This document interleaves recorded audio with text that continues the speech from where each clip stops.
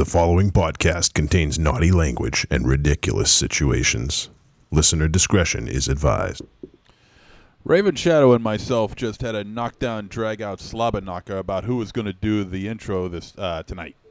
And it turned out that I won. So yay me. Welcome to Trick or Treat Radio. This is bullshit. Next time I'm going to do it.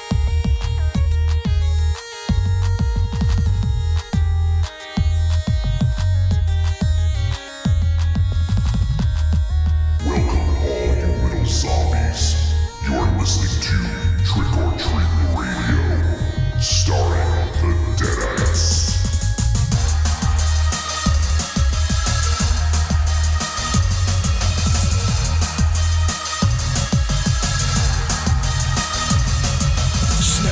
Welcome to episode 363. We're all fucked up here on Trick or Treat Radio. You're some piece of work, you know that? Well, yeah, I am. Thank you. I appreciate it. Yeah, that's your boy.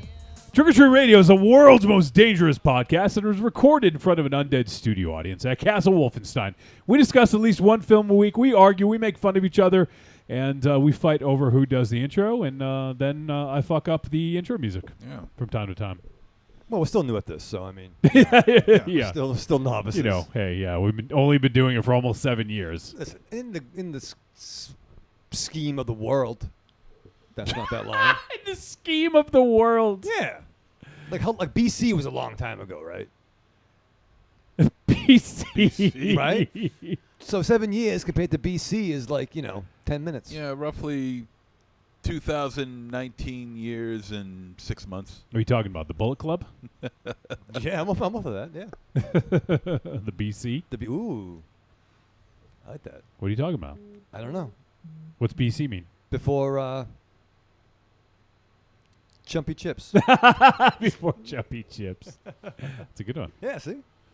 So on tonight's show, what are we going to do? We're going to talk about Hellboy from 2019.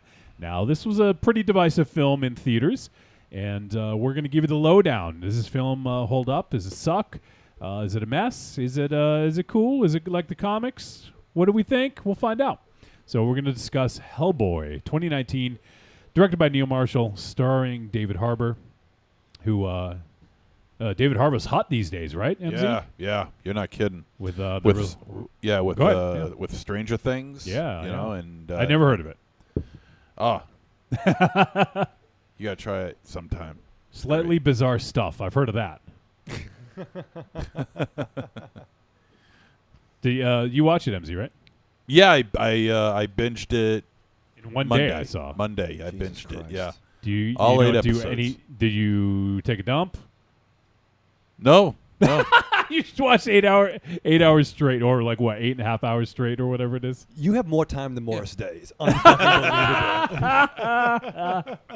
my day off. I can do what I want. You know.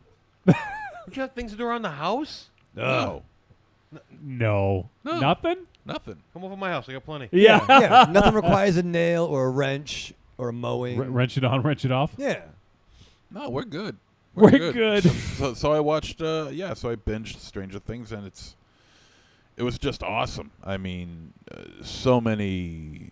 I mean, the way they capture the '80s. So elated. So fine. So fun. So elated. It looks so great. It really does. Are you gonna get a job at Scoops Ahoy? If I get to wear that kind of costume, yeah, you better believe it. Those fucking commercials. What fucking commercials? The Scoops Ahoy, the Baskin Robbins is doing a tie-in. Oh, I did see that Baskin Robbins is doing tie-dye. I don't watch TV, so I don't see commercials. Oh shit, Jesus fucking Christ! What? I don't. What's watch wrong TV. with not watching TV? No, you don't watch movies. You just watch films. You're right, I do. I watch flicks. Ooh. What do you watch? I don't want to tell you, Johnny. It rhymes with more hoob. More hoob? Yeah. Porn tube. Thank you. No, more and porn do not rhyme. Bore tube, maybe. That's what Monster Zero said. Yeah, but that does not rhyme. No, there's 4-tube. Well, it's not porn tube. What's It's 4-tube? not porn tube. It's porn hub. The fuck? No, it's all. There's lots of ways to get there, but different I'd be roads. willing to bet there's something called PornTube. Yeah. No, I'm just having fun with you. No, All I know is that if you just look up Trick or Treat Radio on Google, you'll find it. Just ask Raven Show's dad. I gotta get to the bottom of that. I gotta see if we can recapture that. We're spending some time Recapture that. tomorrow. Actually, yeah, it's fucking weird. That wonderful moment that you capture between father and son. If I could, I wish I could have had that conversation recorded because it was just fascinating. The ineptitude. So now I know what you guys feel like. So let me just finish this real quick. I want to talk just for just a couple minutes about Stranger Things, but also what we're going to do is I figured I don't know if we've talked about our favorite comic book films in the past. Do you guys remember if we did that before? We've done like non-Marvel DC. Oh, okay. Well, I guess this is sort of similar, so maybe we can just kind of gloss over it. But I wanted to do favorite pre-2008 comic book films, so before Marvel kicked off their cinematic universe. Because that kind of changed the scope of things, you know? Oh, definitely. So I just wanted to have a discussion prior to that. So we'll probably name some of the same movies though. Oh, Corny says BC means before corny. Oh, yeah. I like that, Corny. I wish I thought of that one. That's good. So, all right. So, MZ, you finished Stranger Things. I watched it as well. It took me 5 days. I didn't binge it in one day. It took me 5. And that's kind of a miracle. You saw the whole. You saw I all saw 8 all 8 episodes. episodes. Yep. Amateur. And what did you think? Well, Raven Shadow hasn't even finished. He hasn't even started season 1 yet. No. I started the first episode. And did you finish it? No. Have you seen any of them, Aries? I have. I've seen the first 2 seasons and the first episode of season 3. Okay. And we obviously will, no spoilers at all. We'll tread lightly. But yeah, no, I thought it was great, and I thought the direction they went in with this story was good. Like, because I think it runs the risk of retreading some of the same material. Yeah. And, yeah. Despite having some characteristics, I think they did a good job of having a fresh original story and keeping all the characters kind of fresh in a way, or maybe not fresh, but interesting, Well, that's why they were only going to go up to 4 seasons. So next season's going to be they're going to be fucking 30 years old soon. And, well, they're playing it smart by calling it quits after the 4th season. It's like, you were talking about the retreads and everything like that, and that's true because they were talking about, when they were discussing about, this being next season rather being the last season, that they say that story-wise is really not much further they can go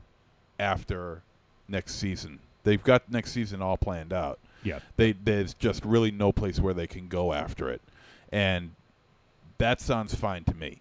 Well, I'm sure they could, but I mean, I think. But you're right. You start running it into the ground. The kids are not kids anymore, and well, there's that, and there's also probably more demand for them to do films. Like Millie Bobby Brown was obviously in the Godzilla film, and I think she's going to be in the next one as well. And I'm sure David Harbour is in demand, and some of the the Finn Wolfhard was in the It, and I don't know if he's in Chapter 2. I assume he's probably in it. And Gaten Matarazzo.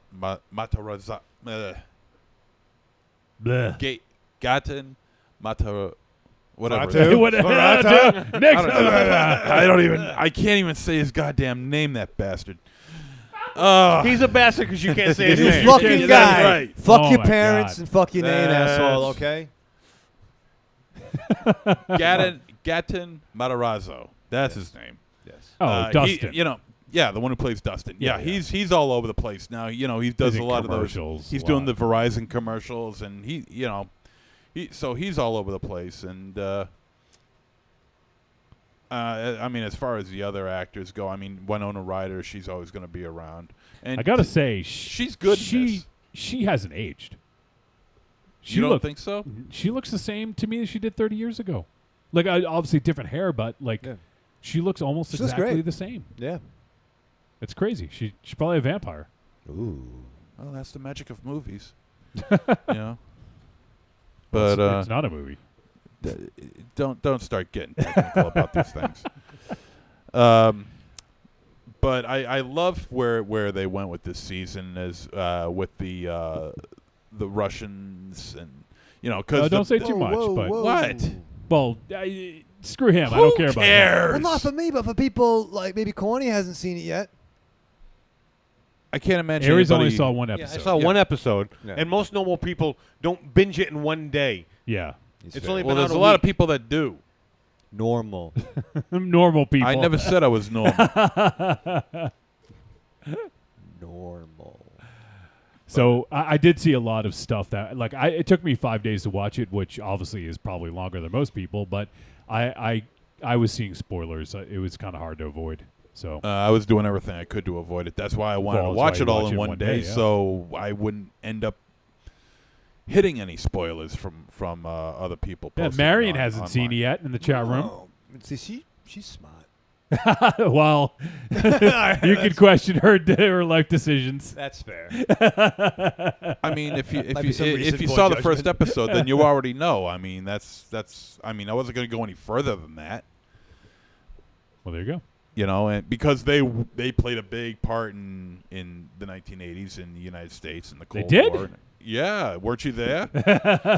You know, in the Cold War and all that. And I love all the little the subtleties that they threw in there. You know, like you saw like Sam Goody. You know, Goody got him. and different Burger King Round. Well, logos. Yeah, the old and logos. Yeah. the old logos, and which was just great. Yeah, You know. it was. I mean, obviously they do a great job. It was a lot of fun, and seeing, like, just looking through the mall, the Starcourt Mall, like, you'd see, like, all these different stores, and they had Yeah, all the Walden right books. all the right Yeah. logos and everything. Yeah, so I mean, I remember Walden books. Shit. we I all love do. Walden- yeah, I love Walden books. Pretty sure we've all told stories about Walden books. Oh yeah. It was a huge part of my early comic collection was Walden books. Yeah. Yeah. Walden book spinner rack, baby.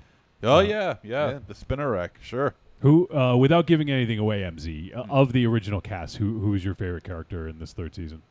Did you have a favorite? Probably. Yeah, I would say probably the one who played Elle's friend, the girl, whatever her name is. Max. Max. Yes, that's her name. Well- Yeah, Maxine. Yeah. Technically, she's not original, but I'll accept that. Oh, you're talking about original. Just like of the From just main the- just- characters from the original first season, but that's fine. You can say Oh, Max. from the original. All right, then I would probably have to say Hopper.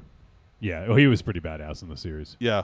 Did you see the Hopper PI? Yeah. Yeah. I was just gonna mention that, but I was afraid I'd give spoilers away. No, it's not a spoiler. He's a cop. Everyone knows that. Yeah. Fat yeah. Magnum. Yeah, that was pretty good. And there was also a lot of, without giving them away, there's a lot of film references as well, which Tons. with the way they film stuff, like the way Yeah. some scenes happen, and even showing films in the Yeah. film. Yeah, So- and inside the theater and outside the theater, Yeah, showing yeah. marquees and shit. Yep. Really good stuff. It brought back a whole bunch of memories for me. It was And, so great. And the music. I was listening to the soundtrack today. Oh, were you? Yeah. Nice. Such Corny, a good soundtrack too. Corny says, I watched it all in a day. I started at 3 a.m. See that? So you all Well- could just bite me. How long? When did you finish Corny? That's what I want to know. Ooh. Did you, MZ? You watch it literally straight through? Actually, from, like, a break here and no. there, I maybe? had to stop with like 35 minutes left in episode 8 because I had to bring. Oh, that sucks. I had to bring my cat S'mores to the vet. Oh, S'mores okay? No, she's fine. Oh, okay. She's fine. Just taking care of a little bit of business with her. That's all. No, but she's perfectly healthy. Okay, good. You cheering. Yeah. Yay, yeah, s'mores. Yeah, let's big up s'mores. I like that name. Just a cute little cat. Cute little cat. All right, so that's what we're doing tonight. Quick little Stranger Things. I mean, everyone's fucking talking about it. So I won't mention the song that happens in the last episode that everyone was fucking talking about. Yeah. I Yeah. love that. Oh, it was awesome, but it was I kind loved of it. I don't know what everyone's it was bitching about. it was spoiled for me though because I saw people posting it. So really. Oh, I Yeah. never even saw it. But when I saw it happening right in front of me, I'm like, oh shit, that's awesome. yeah, it was fun. Even the Dustin's girlfriend, like Yeah. that trope alone Yeah. is an '80s thing, right? Yeah. So, well, maybe Aries can check it out. Maybe he'll finish it this week. And Dustin wasn't as salty as he used to be. I don't know if it's because they're advancing his character or if it's because of the girl, but he's not as salty as he once was. He's kind of laid back a little bit. He's still Not as salty dishing out as the you. expletives. He's still dishing out the expletives, but not at the rapid fire rate that he did during season 1, Yeah. where he was just unstoppable. All right, so we shall move on. And what else? Corny says I would watch 2 episodes and rested 3 and finished a little after midnight. So if he started at 3 a.m., took him 21 hours, Wait, I don't understand what that means. So he watched 2 and he rested 3. What's that mean? maybe 3 hours. Watched 2 hours, rested 3 hours, because there's 8 episodes. Okay, all right. That's just a weird fucking math problem. I think he just there should be punctuation. Or Yeah, maybe he right. Watch 2, rested. Watch 3, rested, finished. How about watch 2, took a break, and you know what I mean? Or maybe he clear. rested through 3. Maybe that's what he Right. So like means. if a train left New York at 2 o'clock, Corny watched 2 episodes. El Goro's in Ohio, so he flies in. He watches 1 episode. What time would it be when Slagoth, How many more names are you going to drop here? and then when Wiley's probably going to be in? Shut up. In Well, she lives with El Wiz, Goro. but she might does her own thing sometimes, so she could be. Where's Yeah, the but she scary lives place? them. Where's the scary place in New England you like so much? Salem. So maybe she's in Salem. That was a bad thing. Sorry, witches. We fucked up. That was bad. Shut up. I'm just saying what Corny said confused me. Just shut up.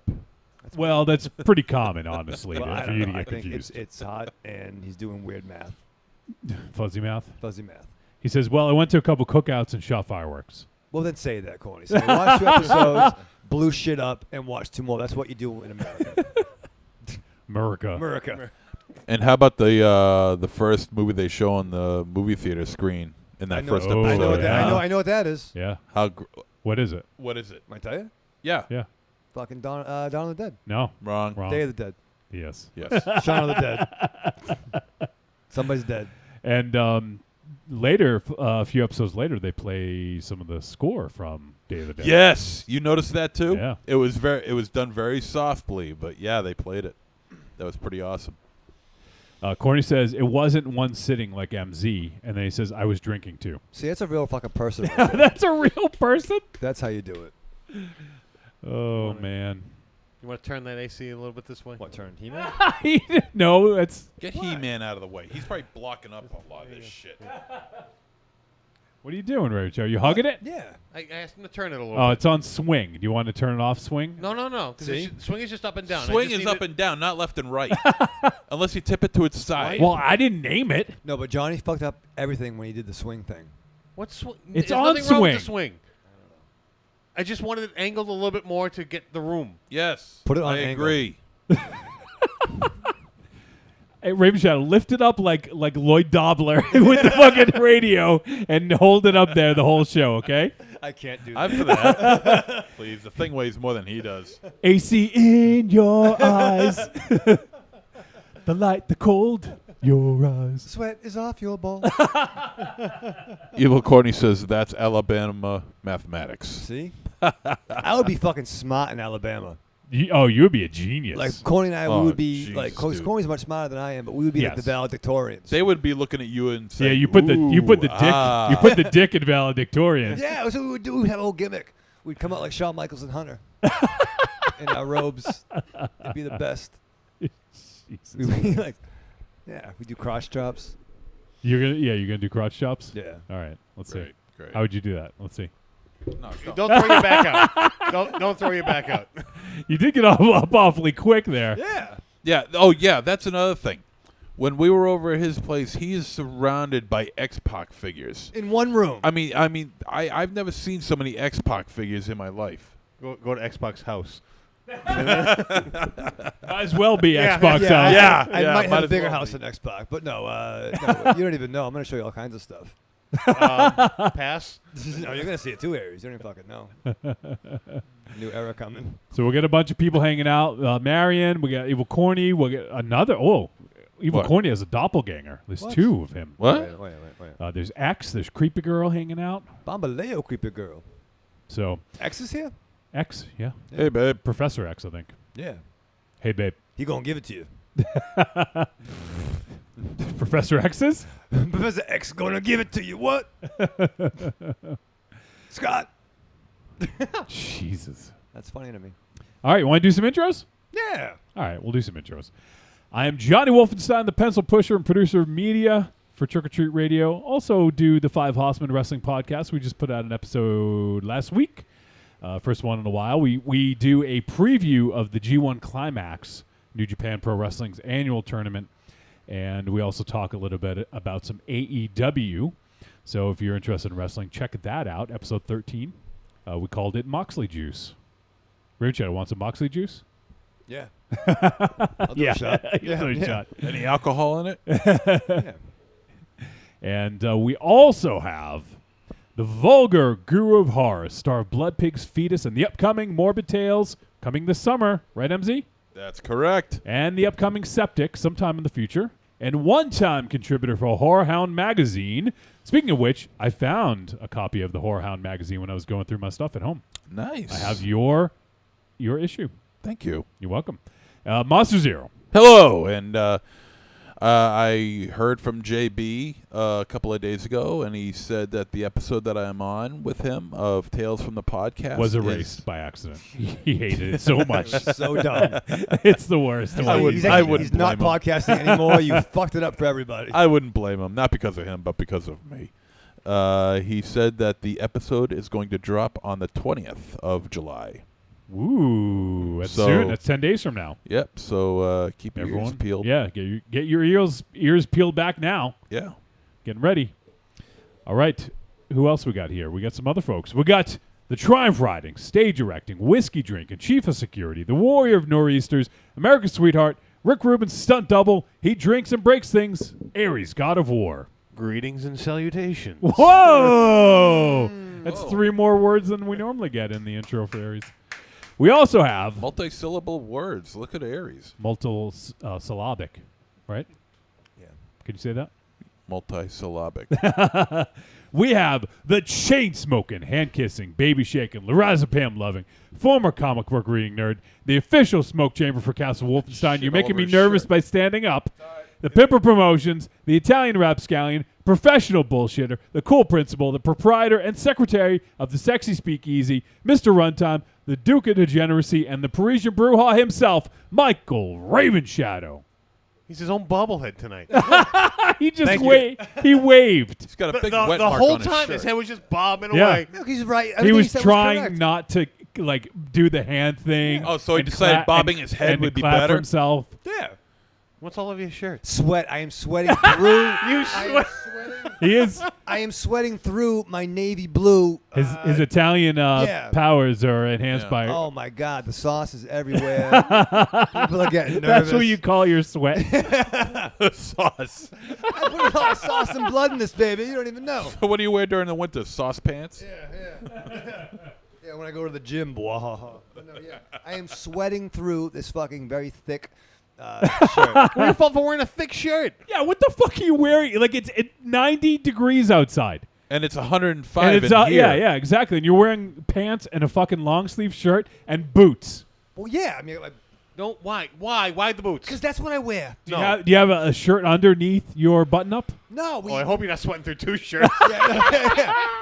No, I got it's all. It's all you know, what? Natural. It's all No. just my All regular. natural. Oh, so you're not wearing any fucking deodorant is what you mean? No, I do wear my Brute Musk. Brute Brute? I do, Brute yeah. by Fabergé? No, by Menon. by Menon. Yeah. Nah, people. I've been told that like 2 or 3 people occasionally enjoy my Musk. Two Two other or 3 people occasionally. Yeah. What are they? Enjoy your What are they? musk. Homeless people? Yeah.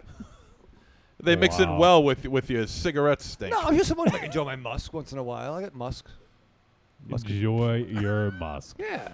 I bring them in meetings. Sometimes I'm in meetings. And You're in a meeting and someone goes, "That's a lovely musk." yeah, it's like, yeah, has anyone actually ever said that to you? well, no, I think one person was thinking about it. I was in a meeting the other day, and we had to, He posted a picture of Elmo in hell. It's true. The term was used that we had to put a discussion in the parking lot, and they were, hey, we gotta put this in the parking lot right now. By the way, nice musk over there. We put that baby to bed. Yeah, right. That's pretty much what it is. Like, put it in the parking lot is like the new like table this or like circle Oh. back. You're so full of shit. That's- No, it's for real. This is fucking terms. That's lame. Put it in the parking lot. Yeah, yeah. And I I'm would like, figure that'd be like get the fuck Yeah, out of the get the building. fuck out of here. That would be bad. and you would think so, right? But no, table it. I get it. Circle back to it. Fine. What? You move the air conditioner, you Oh, prick. I like that. That's son of a that's bitch. nice. Yeah, That's yeah. nice. Yeah, Johnny. You get excited and you like. He's gonna charge for this. Yeah, no. I mean, what's very Oh exciting? yeah. Yeah, it's all he's into it. But it's like made up fucking terms in like the corporate world. Like it's like hip hop. They make up new slang to have words to rhyme with. They just want to fucking sound smart. I don't know. It's a bad day. I'm upset. Well, you're not. No, stop. What? Collaborate and listen? You're not helping the situation by using their terms No. because that's how it catches on. See? What? See what? Welcome to my We're not night- going welcome to use my go to the nightmare. parking lot Put it, no, because you know what? When I say let's go to the parking lot, someone's getting their ass kicked. it rhymes with Monster Zero. No, well, yeah, let's not do that. Shall we mention that he 5 times before Yeah. he sat down coming in today? MZ grunted 5 times. Literally, it takes him 20 seconds to walk from the door to the studio to his chair, and he grunted 5 times. You wouldn't believe how many times I grunted when I got up to the top of those steps. How many? Tired. I don't know. I lost count after I'm tired 50. and hot. It's hot in here. It is hot in here, And it's hot, too. It's hot too. and we're all dealing with it. Yeah, I'm fine. None of us are fine. grunting. Yeah, I'm not even sweating through my shirt. I'm not sweating either. Because you're so fucking perfect, John. No, The only I one sweat a who is- lot actually. No, you're sweating. I am sweating. I am You sweating. are sweating. I feel like I'm in fucking Niagara Falls. or in hell. or in hell, yeah. By the way, did you see what shirt I'm wearing today? I did lose a hero, get with the 0. I haven't worn this in a while. I went I through don't a think bunch anybody of. has. Oh, yeah, no, you're right about that. I went through my shirts. I'm getting rid of like 100 T-shirts Wow. Why? because I have like 300. Because he would need to hire a truck to move them all. What are you getting rid of, dude? And I also now wear large and XLs. I don't like the way they fit me now. Oh, you know who wears XLs? Who? Raven Shadow. Yeah, good fucking segue. Bullshit. Do you want secondhand T-shirts? Who's are they yours? Yeah. Which ones? I got a bunch of comic book ones I was going to bring. Wait. How's your musk? Yeah, seriously. Is your musk all over? Yeah, it? Well, they're washed, so I mean, you know, it's still could be on there. Oh yeah, I'll take a look. I'll bring them. I'll bring them next week, Yeah, we got unless I give them away. Let's fucking try shit on. Let's try shit. Let's fucking this is wear outfits. You're gonna be What? like Phil, This is- Phil from Dark Discussions. Yeah. Try shit Yeah, on. you come over too. No. Let's do a fucking fashion show. No. Let's put on the content. Show. Why? Corny wants to see that. Like, No, he yes, doesn't. Yes, he does. I don't want to see A that. like- fashion show. Yeah, like this is what Raven Shadow looks like in that fucking Gangrel T-shirt, and this is what like Johnny looks like when who people can pick. I have like probably like 4 or 5 Starman shirts. And what would you rather have? What would you like to have? It's raining men playing in the background. Yeah, we can have. It's fine. We all take turns. But actually, it was funny about T-shirts, Johnny. Remember for a while, we had the rule because a lot of us we bought the same shit into the same comics, and we had the rule that if whoever was driving, we picked someone up at the house. If they were wearing the same T-shirt as somebody in the vehicle, they had to change. Remember that? No, I don't actually. I do. I don't remember that rule. We had that rule. I don't remember that rule. Yeah. So like if I came out and I was wearing like a Flash shirt and Johnny was wearing a Flash shirt, if he was picking me up at my parents' house, I'd have to go in and change. Back when you had the Wagoneer. Yes, I well remember You're a that. 17-year-old girl? No, What is the no, big deal now about I'm a wearing the same 42-year-old girl, okay? I think we had that too when you had the...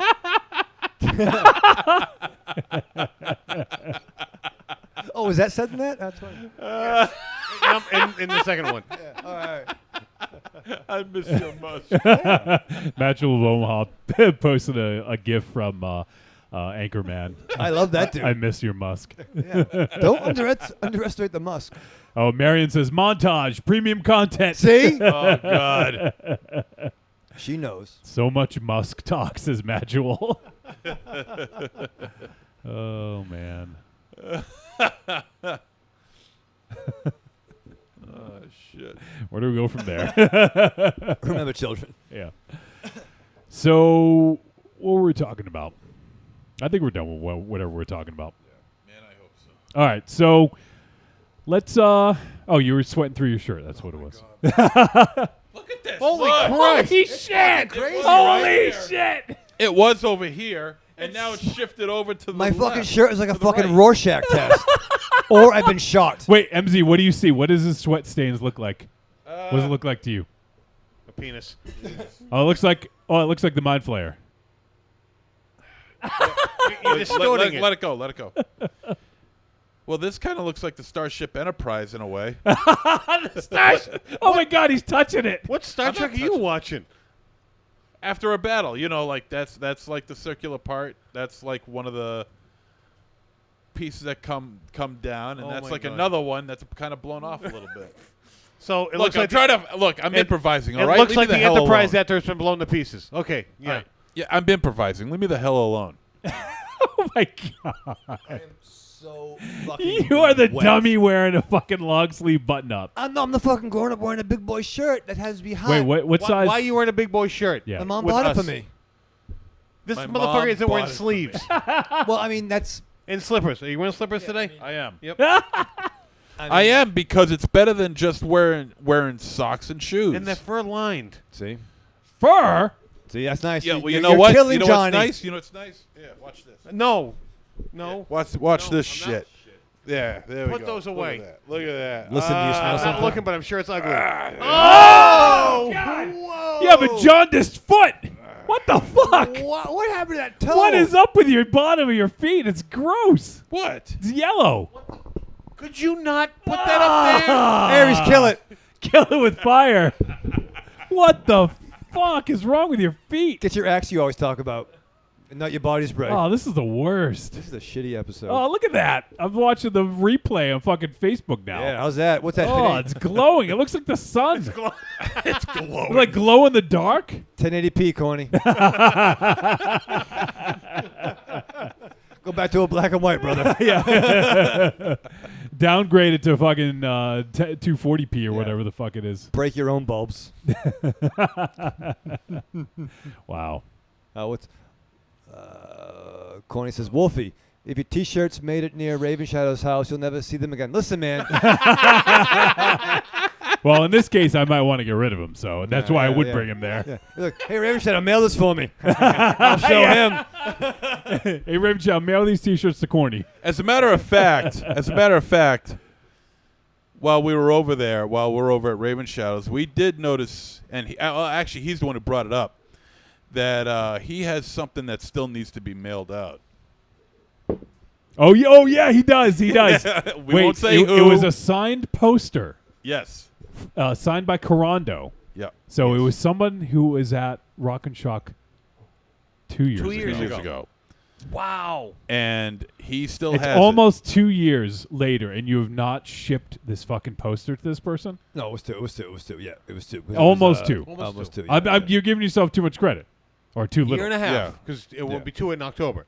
Listen, I've had personal conversations with this person, and we're working some things out. Them telling you to fuck off is not a No, personal no, it's conversation. very nice. But no, I'm putting the final touches on something that I'm gonna. This isn't I'm a pro gonna- sports trade. It's just a fucking poster. There's a lot of machinations involved with this. A lot of machinations. Stick your machinations up your ass. Enough You with the take a machinations. poster, you put it in a fucking tube, and you put an address on it. Ship it. All right, yeah, I mean, yeah, it's like, hey, fucking build a rocket ship and go to Mars. It's easy to It's say. not a rocket ship. but It's a you tube. can Shipping a fucking poster is like akin to a rocket ship in space. yeah, just 'cause you say it, I mean, it's like, yeah, let's invent time travel. All right, well, great idea. Get a fucking flux capacitor. I can't find that at Spags or the Oh, fucking fuck me. junkyard. You are a miracle. I You am know a that? fucking miracle. Wow. Bravo on the timely references there. For those listening at home, Spags is a God. business that closed down 10 years ago. At least, yeah. Yeah. Only in New England. In fact, the one location in Shrewsbury, Massachusetts. No, they had 2. Was Oh, they did. Yeah. Springfield. Yeah. Really? Did they? Yeah. I've never been. I never went to. Well, why would you go to Springfield Yeah, it when sucks. you live next door to the home No, I office? mean I never knew of it. But you ship the fucking poster. Listen, I'm working on some things. God damn you, man! Ship the fucking poster. Ship the fucking poster. Wait, should we say who it is, so people can get on your case? He's a very nice man. and Yeah. You know what? I And think I'm we sure should. he's a nice man. You're the asshole. wait. Let me He's ask a very you. good friend of mine. He happened Does to. he know that he's waiting for this? Yes, and he told me that he it's the whole thing. It's the whole thing, and he's very Because nice. I'll get a hold of him right now. He might be listening. Or on the no, he's a very nice man, and we're working some things out. And the postal scene is very different nowadays. It isn't different. Yeah, The it's You weird. can postal walk scene. in and the go, postal I want it scene too. is different. It is, man. People like enjoy this thing called email, and it's weird with the stamp. Yeah, but it You doesn't can't ship. So the shit post through- office is happy to have your business. Yeah. You can walk in there and go, I want a tube, and they go, what size? I just got a tube recently. yeah, is it you the right probably size? probably put in your urethra. Yeah. Wow. You're some weird shit, Johnny. No, when you were getting surgery. Just ship the Yeah, goddamn no. poster, or Yeah, or I'll take it. ship It's the gonna be- fucking poster. No, it's got. Well, it's good. You know, there's parts of it that could be mine. But Oh no, my I'm working God. things out. I got a new tube, and we're gonna do premium content. We're gonna wait, go wait, to wait. post office. NewTube, is that your favorite site? No, new tube. Yeah, there's some weird stuff there. Yeah, that's what you're doing. Come on, move it over here. This is my best A friend. little more. Yeah, I know. You keep on moving it around. Yep. Like you're dancing with the motherfucker. Yeah. I am, Turn yeah. it back this way. I think whenever he gets pissed at someone, he moves it away from them. I do. Yeah. But he gets excited and he moves his chair and it hits it. because I got I'm going to take the wheels off your chair. I mean, why do you think Wolfie never complains? Because the goddamn thing is on him. He complains when he gets cold. Yeah, exactly. chilly. Creepy Girl says, my uncle was stationed in Springfield Air Force, used to visit, only place in Mass I've been. Whoa, sorry. Yeah. Springfield Wow. sucks. Wow, that's not a good representative of Massachusetts. You It should come really to isn't. Grafton, creepy girl. Or Salem. Yeah, but Or MC's house. All right, yeah. I'm sure Girlfriend Zero would love that. Oh yeah. Listen. Please believe me, she doesn't even like me being there. She puts on a good face on social media then. She says she loves you. yeah. Yeah, that's weird. What's up with that? Because she was being very nice to you. Yeah, why was she being nice? Were you mad at her or something? Yeah. Something No. happened? Oh, okay. That's what I first thought. She's being very nice to you on social media. It was Evil Corny says, changing the subject. Slagoth. Oh, he definitely. Yep. Jesus Christ. Oh, I thought he had my Magnum condoms there too. Well, we know Raven Shadow can't use those. I do. Yeah, no, I don't. Yeah, I hate those silicone things. Use them for gloves. Yeah, we're taking the fucking biscuits out of the fucking oven. Put the biscuit in the basket. Put the biscuit in the basket. Yeah, make balloons. All he likes. How's that. Ollie doing? So mail He's the good. goddamn poster, I'm all right? fucking trying. We're gonna film it. We're gonna all go to the post There's office nothing to together. film. Just mail the No, poster. it's mail it. exciting. Yeah, no, let's just all mail go. it. Let's all go. We're gonna go. You are a colossal asshole. You know that? No, Aries, thank you. We all need to go? Why are Yeah. you thanking me? Because you're gonna drive. Well, I'll hop in the truck. You need the truck? It's that big of a poster? It's a big fucking poster. No, let's all ride. Monster and I will be in the back. You guys want to go to Moe's again? I enjoyed Moe's. I know you did. MZ Moe's was did good. too. Yeah. Moe's? Yeah, see? Yeah, you missed out. Yep. Moe's Southwest Grill. Yeah. I went to Moe's. Where's there a Moe's? I Moe. Where Bigfoots used to be. We're Oh, that's right a down. long haul. No, well, for Raven Shadow, no. It's right Yeah. near his house. Yeah, but that's Webster Square. Well, there's one near me in Westboro. Yeah. Yeah. Well, that's what. But And Webster and, Square. and, and and in Shrewsbury. and Shrewsbury, yeah. Yeah. Just Yeah. before you hit the bridge. We should go there again. Another meeting? Yeah, it was good. It was good. But also, too, it's like one of those weird fucking places I don't understand the ordering. They got fucking weird, like, roped off things. It's like going to Six Yeah, Flags. you guys were fucking lost. Yeah, because, like, I roped don't off thing? understand. A line? A line, yeah, a line. A roped off thing. You haven't been a to line. a bank? It was What- fucking what? weird. I thought I was going to the Flume. I didn't know where I was going. I thought I'm watching Avengers Endgame again. Didn't understand. Jesus. But it was good. Mail the poster. Whoa. Wow, see that? Yeah, it's Jeez. nice. I'm not letting that go. Mail the goddamn poster. Well, I can't do it right now. Yeah, No, I know that, but he's had it for over a year and a half. almost 2 years. Almost 2 Almost years. 2 years. You're supposed to be down, like, not making it sound like 2 years. It's like fucking 16 months. No, it's longer than that. No, it's longer than that. All right, It's like it's 18. probably like 20 months.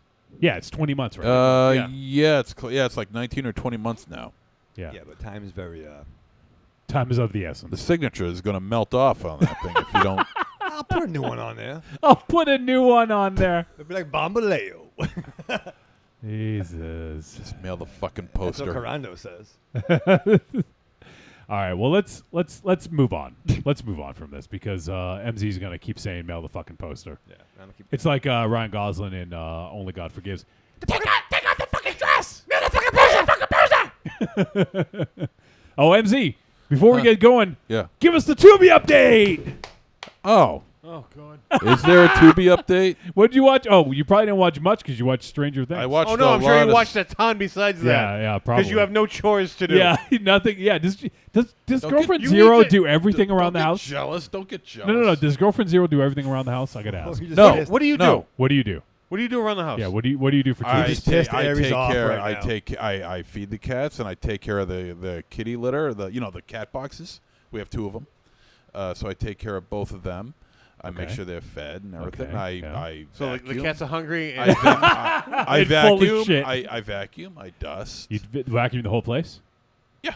You dust the whole place? Not the whole place. Not all the time. I'm gonna send this to Girlfriend Zero and see if she approves. Well, she's not going to. if it's true, she would approve. Yeah. Ugh, good. What else? That's it? You clean the toilets? No, I don't do that. Believe me, I've offered. She doesn't want me to do that. No, baby, I like doing the- this. You go sit the- and watch I love Stranger cleaning Things. your shit No, off the baby, toilet you've been and your tired. piss.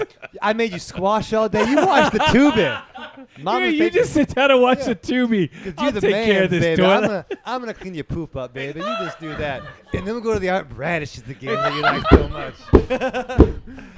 Baby, it don't matter that you don't hit the bowl when you tinkle. I'll take care of it. Because you're the king of this castle, baby. That's what you are. You the Kang, baby. He's Kang. You are Kang the Time Conqueror, baby. I'll do the laundry sometimes. Sometimes. Then Sometimes. he shrinks everyone's fucking clothes. Everything's just pink now. Yeah. Doesn't even wash anything red. Somehow I- everything just turns pink. So, I mean, I do my share. All right. Just making sure, Good. I'm glad you're making sure. Because you watch an awful lot of shit, so just making sure. All right, so let me see. What did I watch here? He's going to name 40 things now. I've watched Monty Python's Meaning of Life. I watched Ernest Goes to School. I've watched Time Barbarians. Wait, what? What Is that time? with the Barbarian Brothers? No, that's the I Barbarians. wish. Awesome. That's the Barbarians. That's directed by Roger Deodato. No, this is a trauma film. Time Barbarians, and it certainly looks like a trauma film. It's no butt crack though. Hey, but then what is? Let's see, and I think that's it. Yeah, that's it. Oh wow. Slow week. Wow, very slow. Well, I watch a lot of DVDs and Blu-rays as well, so it's not just strictly Tubi. Oh God. Wouldn't want to limit ourselves, would we? No. Let's not do that. Oh And man. let me see. I there was one other movie that I watched. I forgot to mention it actually, from last week. I love watching you trying to scroll sideways and your screen goes up. I know. I don't get it. And you just keep on doing it and keep on failing.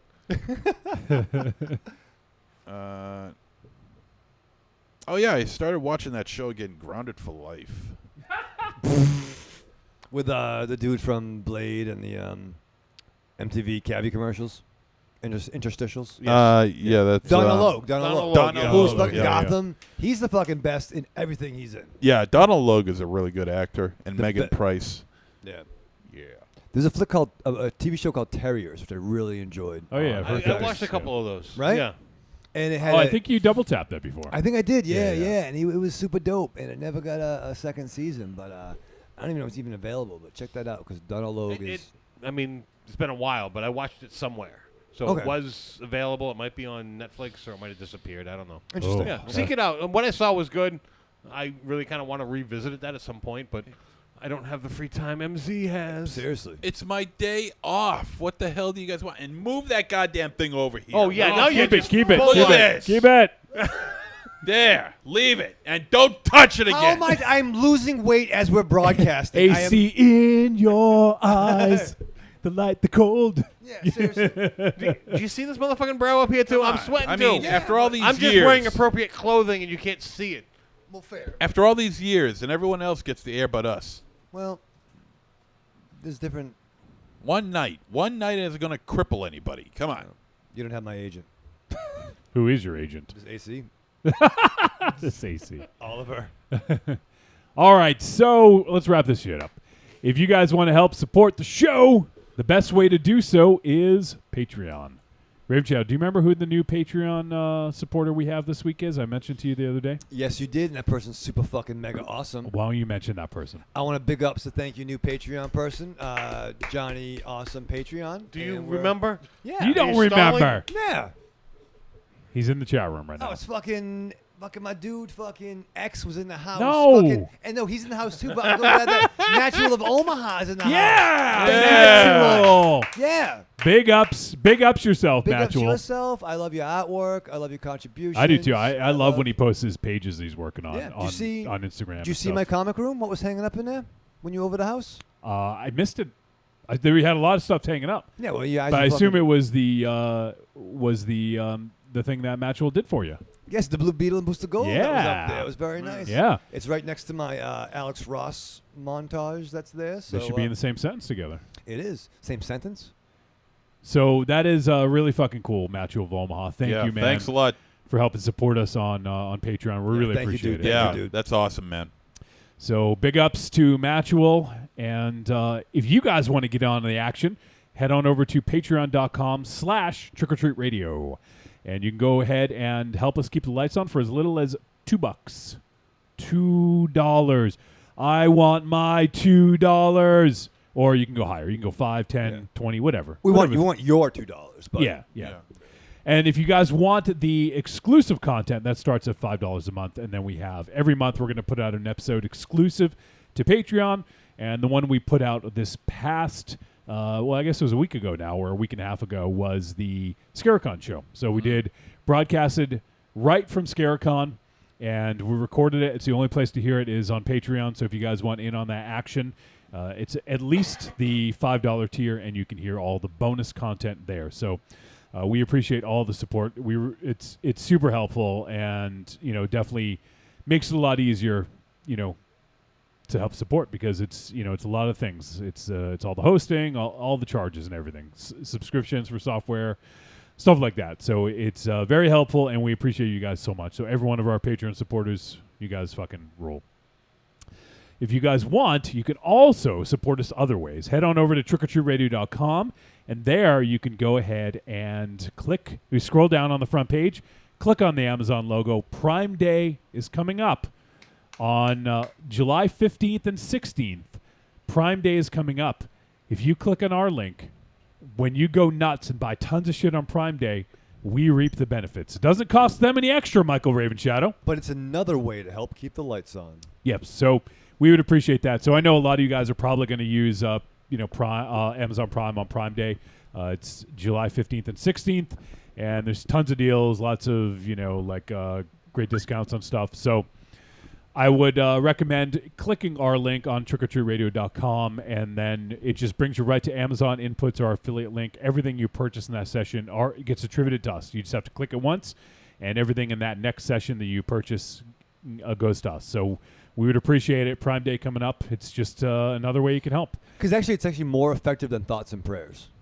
Much more effective. Mm-hmm. Yeah. Right? Yeah. We don't. That doesn't help pay for the show. Thoughts Yeah. and prayers. Yeah. So. Just And if you guys want, you can do a one-time deal. We got some digital content up on trickortreatradio.com. Click on the store, and we have volumes 1, 2, and 3 of the Trick or Treat Radio Greatest Hits. If you want in on that action, $3 a pop. So you get 90 minutes or so. I think some are a little bit less, but Greatest Hits. You can hear some of the old stuff, some of the little bits, some little funny bits, some interviews and stuff like that. So check those out. And that's how you can help us. But Patreon, check out Patreon. That's the best way. because we can interact directly with you, and then we can give you free stuff every month for you helping us out. So And who doesn't love free stuff? I don't know. I don't. Yeah. I don't trust It free is true, stuff. actually. Yeah, he doesn't like free stuff. Fuck it. Aries is like the what's his name in the show? The Nick Offerman. What was his name in Parks and Rec? Oh, yeah, Ron Swanson. Yeah, you're like the Ron Swanson Trick or Treat Radio. I get called that so often. It's absurd. That was my pick. Just saying. Oh yeah, But you that's know right. what? Yeah, I yeah. wish I could argue with it, but I can't. No, you can't at all. Because No. I watch that show and go, motherfucker's acting like me. Yeah, yeah, exactly. All right, so that's all the ways you can support us. Raven Shadow, you sit down. Oh. Do you spread out all your Hellboy comics on the floor? What do you do to prepare to watch Hellboy 2019? Oh, I get so excited, Johnny, because not only am I excited to see what all the fucking commotion's about, because apparently fucking everyone's fucking, this is the worst movie of all fucking time. You put on a fresh shirt? People are fucking, yeah, well, I was my fucking tank top on, a black tank top, on my red leather couch, sitting on a golden pillow with my white dog. With a wet dog? A white dog. Wet? White. Oh, okay. White dog.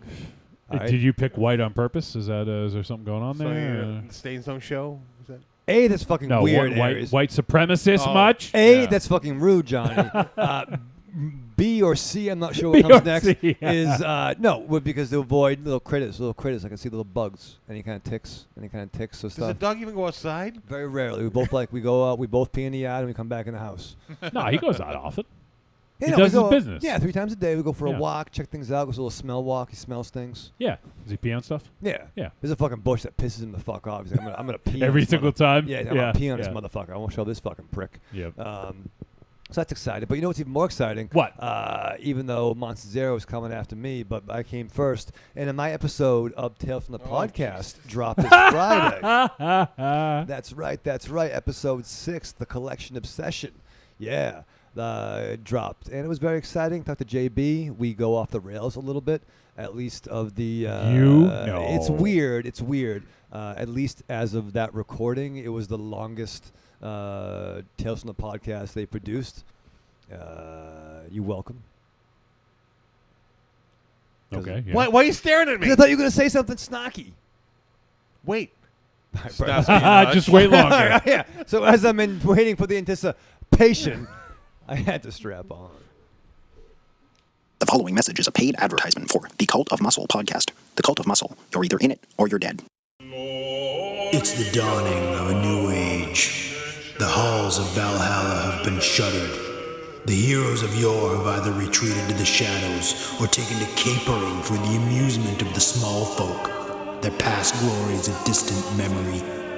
The barbells have been torn from their once puma-strong grips. The beards shorn from their square jaws, only to be transplanted onto flannel-clad, puny weaklings with fingers barely powerful enough to strum a ukulele. The time has come, my brothers, to restore order from the chaos. No longer will our heroes be forgotten. No longer will their great deeds be viewed through a foggy lens of irony. Hear now our rallying cry as we scream it from the mountaintops, as we bellow it from iTunes and Libsyn and Facebook. It's time to join the cult, my brothers. So don your cloaks and enter the Cult of Muscle. Trick or Treat Radio is the greatest podcast ever invented. The spelling is very bad. I'm not sure who wrote this. And the Deedites, is that a company that procures houses? The Deadites. Oh, it's the Deadites. The Deadites are a fantastic musical act. That is what I was supposed to say. And there you go. There it is. Cheeseburger. Remember to rent The Fly, because that's a good movie for making love to. Jeff Goldblum, thank you so much for joining us, and hopefully we can You're get welcome. you on the show again sometime soon. Oh, delicious nerds. Ms. M knows you like to chat it up with other sexy shut-ins about comics, movies, video games, and your favorite TV shows.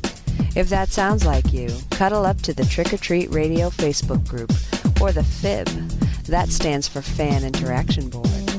Just go to Facebook and search for Trick or Treat Radio and have more fun than a Jedi at a lightsaber sale. Not enough?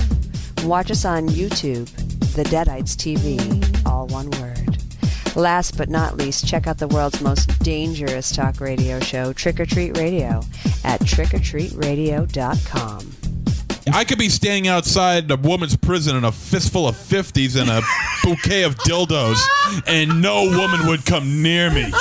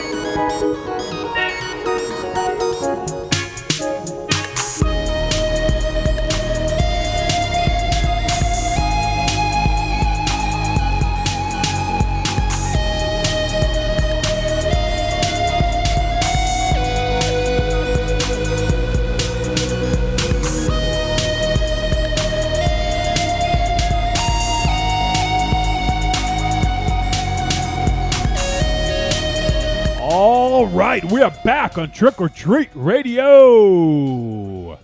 Hamzy, you want to show your bag off on camera? Huh? That was original? Yeah. You want to show your bag off on camera? Is it heavy? Okay.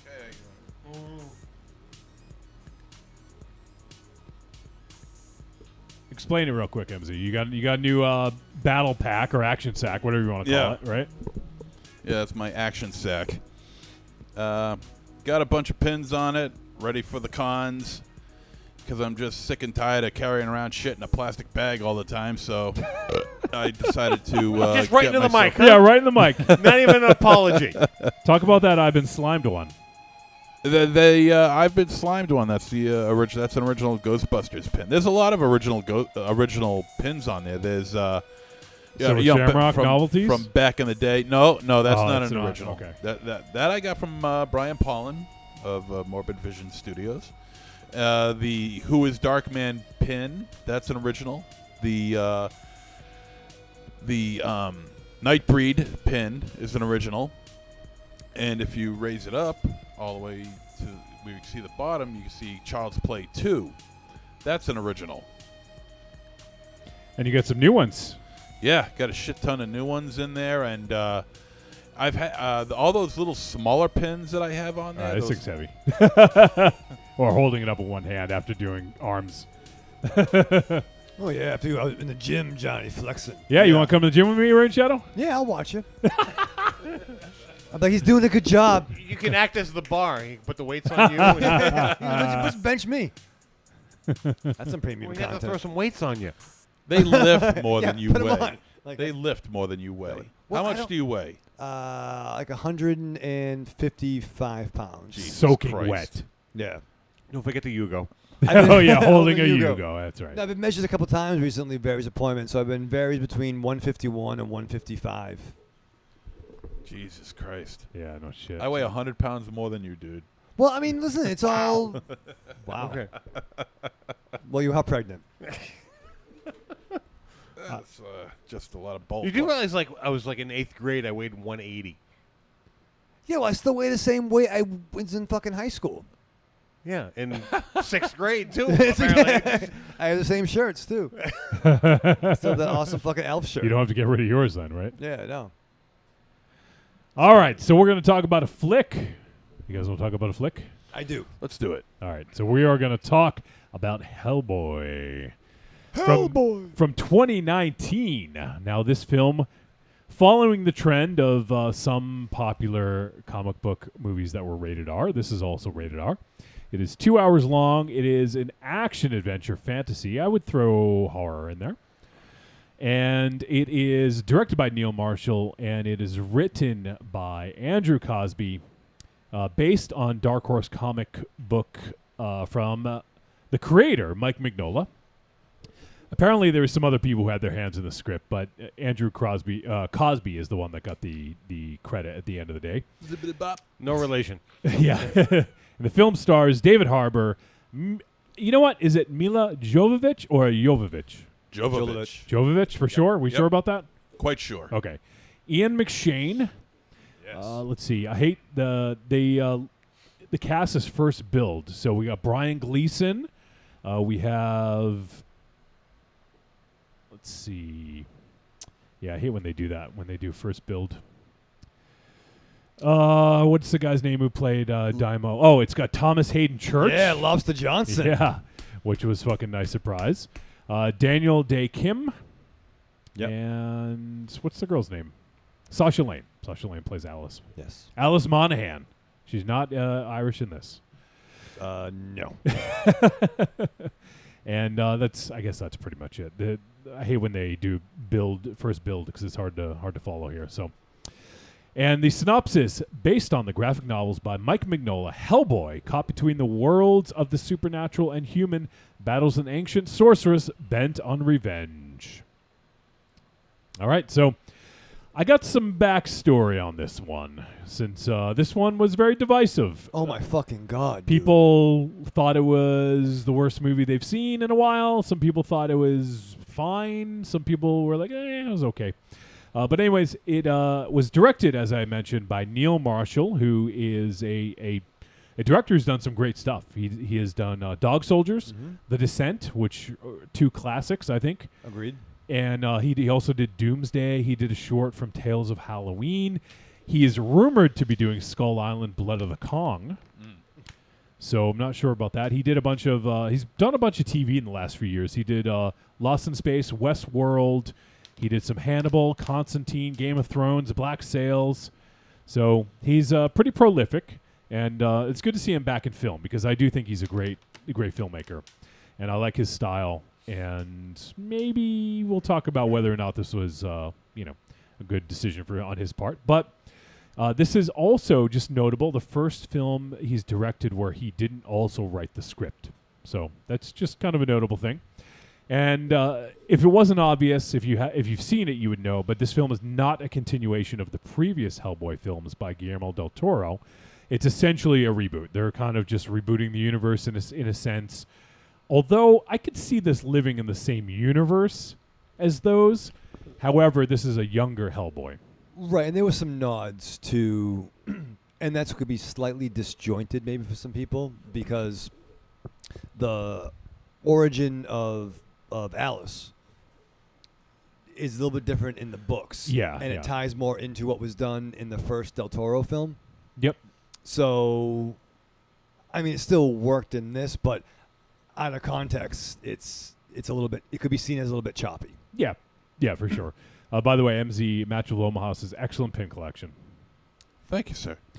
So, all right. So initially in 2017, Guillermo del Toro had tweeted out and said, "If I get 100,000 retweets for Hellboy, he put out a tweet about Hellboy. He says, I will make sure that me, Ron Perlman." Meet with Mike Mignola, and there was someone else in there. I don't know, probably a producer or something like that. Yep. And so apparently he did get enough retweets. They had this meeting, and then they started discussing Hellboy 3, and then I think there's creative differences, and I think Guillermo del Toro gave his blessing to have someone else do it because they weren't crazy about the direction they wanted to take the films. And I think they wanted to do kind of this reboot and not use the same universe. And I assume Guillermo probably wanted to continue on with what he had done. So I don't know how explosive these creative differences were, but it could have just been, I don't want to do that. I'm going to do something else. Simple as that, Which is kind of fair. I mean, after the end of Hellboy 2, The Golden Army. Which I fucking love. I love it. Which was fun. Yeah. And I think actually it's better than the first one. Oh, I totally 100 agree. times better Yeah, than the first one. Yeah. Totally agree. Right, Yep. even without what's-his-face reprising the role of Abe Sapien.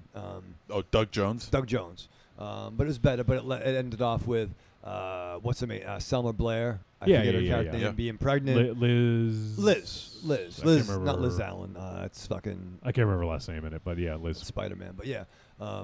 So if they wanted to go into a different direction, that's not, Yeah. son of Hellboy type thing.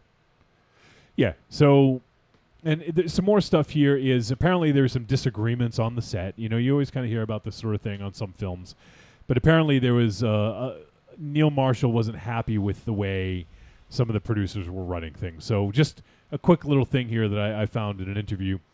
Insiders on the film told The Wrap about a series of disagreements that boiled over when the producers decided to replace Marshall's go-to cinematographer, Sam McCurdy. Other spats involve rehearsals, star David Harbour, and the design of a tree, insiders say. Apparently that tree, which plays a prominent role in the film, they kept going back and forth on whether it should have been asymmetrical or not. And that was like a big creative thing. And we're not going to fucking do it. Yeah. And apparently Neil Marshall fought one way, and then they changed it on him and then went back the original way. So, I don't know. It seems like it was a lot of bullshit going on. Two people familiar with the situation say McCurdy, who is the cinematographer, was fired simply for doing what Marshall asked him to do, and that producers Lawrence Gordon and Lloyd Levin were trying to send a message to Marshall that despite being the director, Marshall was not in charge. It goes on. It doesn't matter. It's all fucking hearsay and rumors shit anyways. But, there's a lot of behind-the-scenes stuff going on here, and some people weren't happy with the way things went. So apparently after Neil Marshall handed in his cut of the film, the producers took over. Singer, who I think it was one of the producers, said that Marshall had never been promised final cut of the film. So once again, we're looking at another disagreement here with what was turned in versus what was released.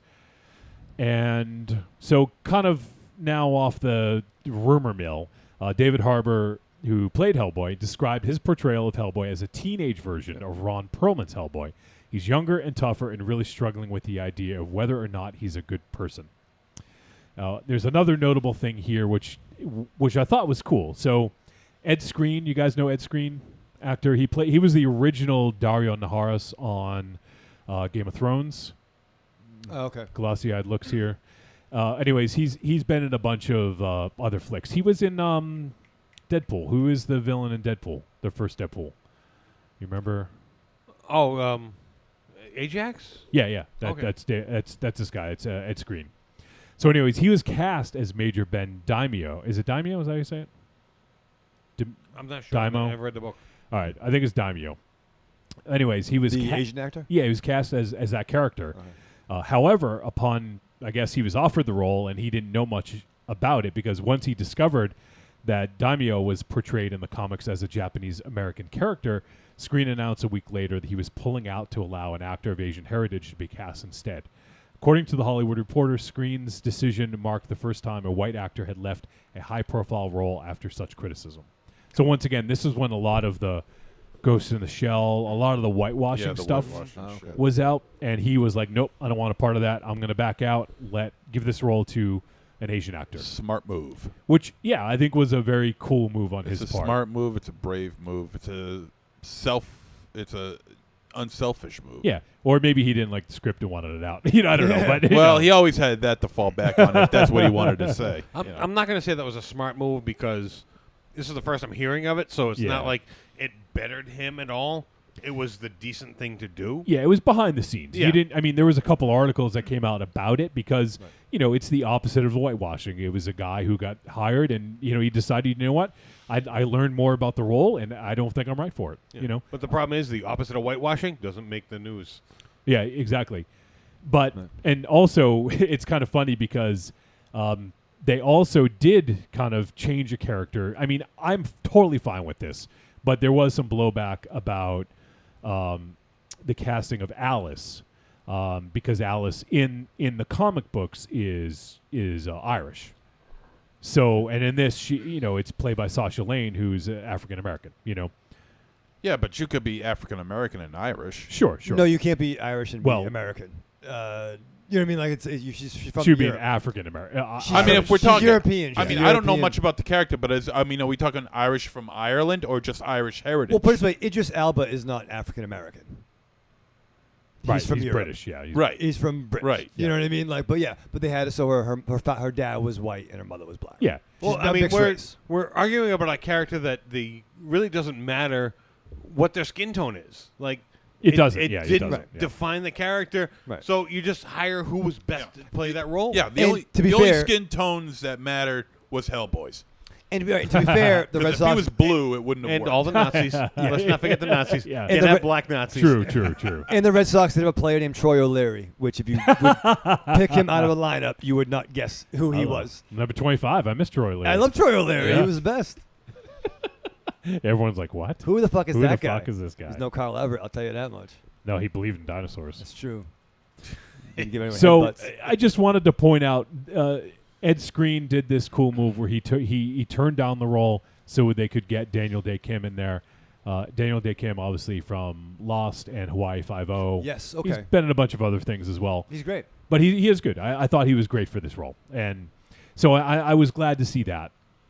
And let's see. I think that might be... Yeah, so that's pretty much my setup. I wanted to get a lot of that sort of stuff out of the way so that when we talk about it, if we do see issues with, maybe there's too many cooks in the kitchen, I've sort of set that precedent as to why. Oh, here goes Raven Chattel looking at his phone 2 inches from his face. I got fucking medical problems, John. You know magical shit. problems? No shit. I got magical problems? Yeah. I am buying you some glasses. Some Yeah, bifocals. yeah. No, yeah, good. No, it'd be about $340 to get these retinted and to have my new prescription. Retinted. Fuck tinted. You're inside. Yeah. But sometimes I want to wear sunglasses indoors. And what about the other times? Then I have my regular glasses. If I could remember the motherfucker's name, I'd be all over that. That I wear my sunglasses. What, at Corey night, Hart? motherfucker. Corey Hart. Yeah. But no, I do. Sometimes I just want to be in a basement by myself with my sunglasses on. Really? Nude and a In your golden basement, pillow. by yourself. Yeah. Sunglasses. Nude, you said. Yeah, and a golden pillow. Wow. No one else does that. Yeah, correct. Yeah, No you're right. one. No one No else one. No would one ever does that. dream of doing No, that. when you guys are coming over, we're going to fucking do that. Even a blind person takes off his glasses every now and again. Nah, that's how I relax. That's how you relax. Yeah, I'm putting some weird shit. We have FTM says, "What up, family? Hope all's well with you." Thank Hey, Hey, buddy. Thank you, dude. buddy. Good to see you. All right, let's jump into this. Now, also, I wanted to mention what this was based on. Where did that go? Okay, so Mike Mignola confirmed that the film will draw inspiration from Darkness Calls, The Wild Hunt, and The Storm and the Fury, but would also pull bits and pieces from other stories such as Hellboy in Mexico.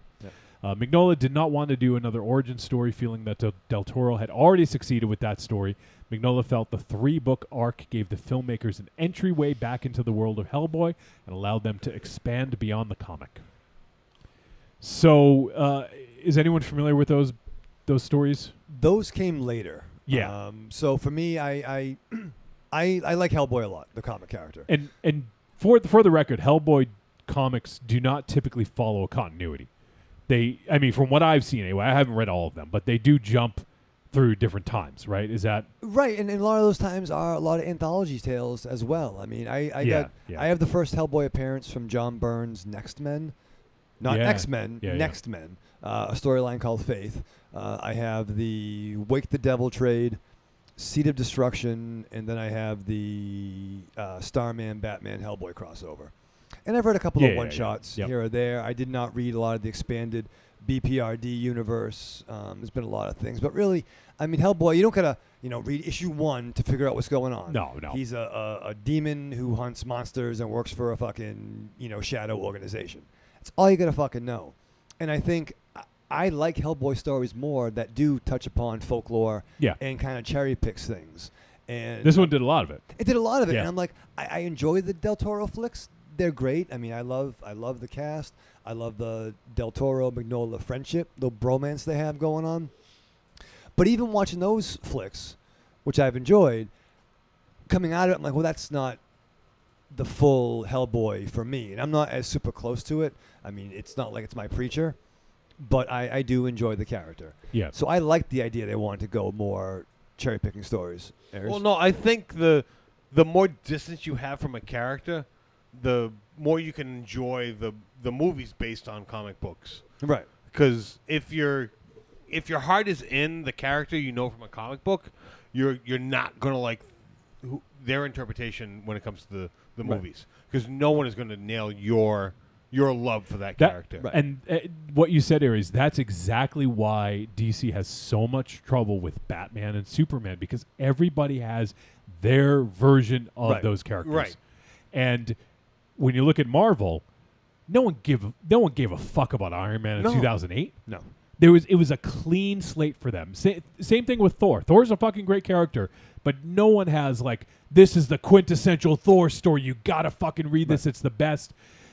That's how they succeeded, is they had almost a clean slate with these characters. So, I mean, I know we're sort of veering off, but DC characters have, especially Batman and Superman especially, they are common household names. No one knew Iron Man before 2008 unless you were a comic book fan. Or you watch, like some the Fox cartoons or and, whatever. Yeah, I mean, but most kids or moms, soccer moms or whatnot, wouldn't know, who Tony Starks is. He from the Wu-Tang Clan? Yeah, exactly. Someone would think that. Yeah. Why are you putting out more records, Tony Starks? That's a hard thing. And once again, we've talked about it before. Comics are not a team sport. It's something we do by ourselves in our rooms, in our whatever the fuck, and we have our own version of that character. Yeah. But once again, when you have characters become myth and they're around 70 years, even Hellboy probably close to 30 now, 90. Yeah, 90s. It was early 90s. Early 90s, right? So yeah, we're getting there. Yeah, we're getting close to 30 years. So this version was not. There's nothing wrong with this version of Hellboy. No. I think we'll start there. The portrayal of Hellboy, I think, was spot on. Well, the big problem with this was that Del Toro made movies before this. Right. So it set the bar. Yeah. Yep. And you can't match that visually. You can't. Right. You can do a better Hellboy story. I don't think he had the quintessential Hellboy story. I would agree. But he took the mythology of Hellboy and made really fun films, I think. Yeah. He did. Oh, yeah. And I think he kind of dumbed it down a little bit. I'm not saying that in a mean way. I'm not saying that to be a jerk. Oh, no, he did. But it was kind of more Fisher-Price, my first Hellboy. And it was a smaller world as opposed to, in this one, it is global, and it's massive because, my head was spinning a little bit because the first 20 minutes, we're in like 5 or 6 locations. Yeah, you had or to times. Think about it. Like, where the hell are we right now? Yeah. So I would agree with that, and I think that this probably closer mirrored the comic books than the Del Toro version. Or vision, if you will. I would agree. I mean, there was some great visual shit in the Del Toro stuff. No arguing. Oh, they're fucking. Especially 2. Yeah, right. Yeah. Some of the creatures in 2 were unfucking believable. Like, it's such a. I love that movie. That's probably one of my favorite movies in the last 30 years. Interesting. Maybe not favorite, but it's definitely like top 50. Like, I really love that movie. And Ron Perlman was fucking awesome in that. Yeah, I love Ron Perlman. Well, let's be honest. Ron Perlman is awesome in anything. That's fair. Yeah. I mean, he's just that type of actor that he just owns whatever he does and makes it awesome. 100%. And definitely hearing the dialogue in this one, I could totally see him fucking nailing this too. Like, he would have had a lot of fun, I think, with this dialogue. But I mean, shit, gang. There's gonna be a new Wolverine. It ain't Hugh Jackman's not coming back, gang. Hugh Jackman's not walking through that door. He's not walking that door, gang. Right? Ron Perlman is not walking through that door. For those who Christopher Reeve is not walking through that door. Christopher Reeve ain't walking anywhere. That's sorry. fucking up, That is fucked up on multiple levels. That's fucking and I'm up. sorry. I didn't mean it. Adam West ain't coming back. I couldn't think of anyone else. No, it was good. I mean, it was rude, but it was good. Robert Downey Jr. is not walking through that door. Adam West ain't walking through that door. Yeah. Burt Ward might if you have snacks. Yeah. Or if you pay him $2. Yeah, if you pay him enough, yeah. The negativity that's in this town sucks. Larry Bird ain't walking through that door, gang. Sorry, that was my best Rick Pitino impersonation.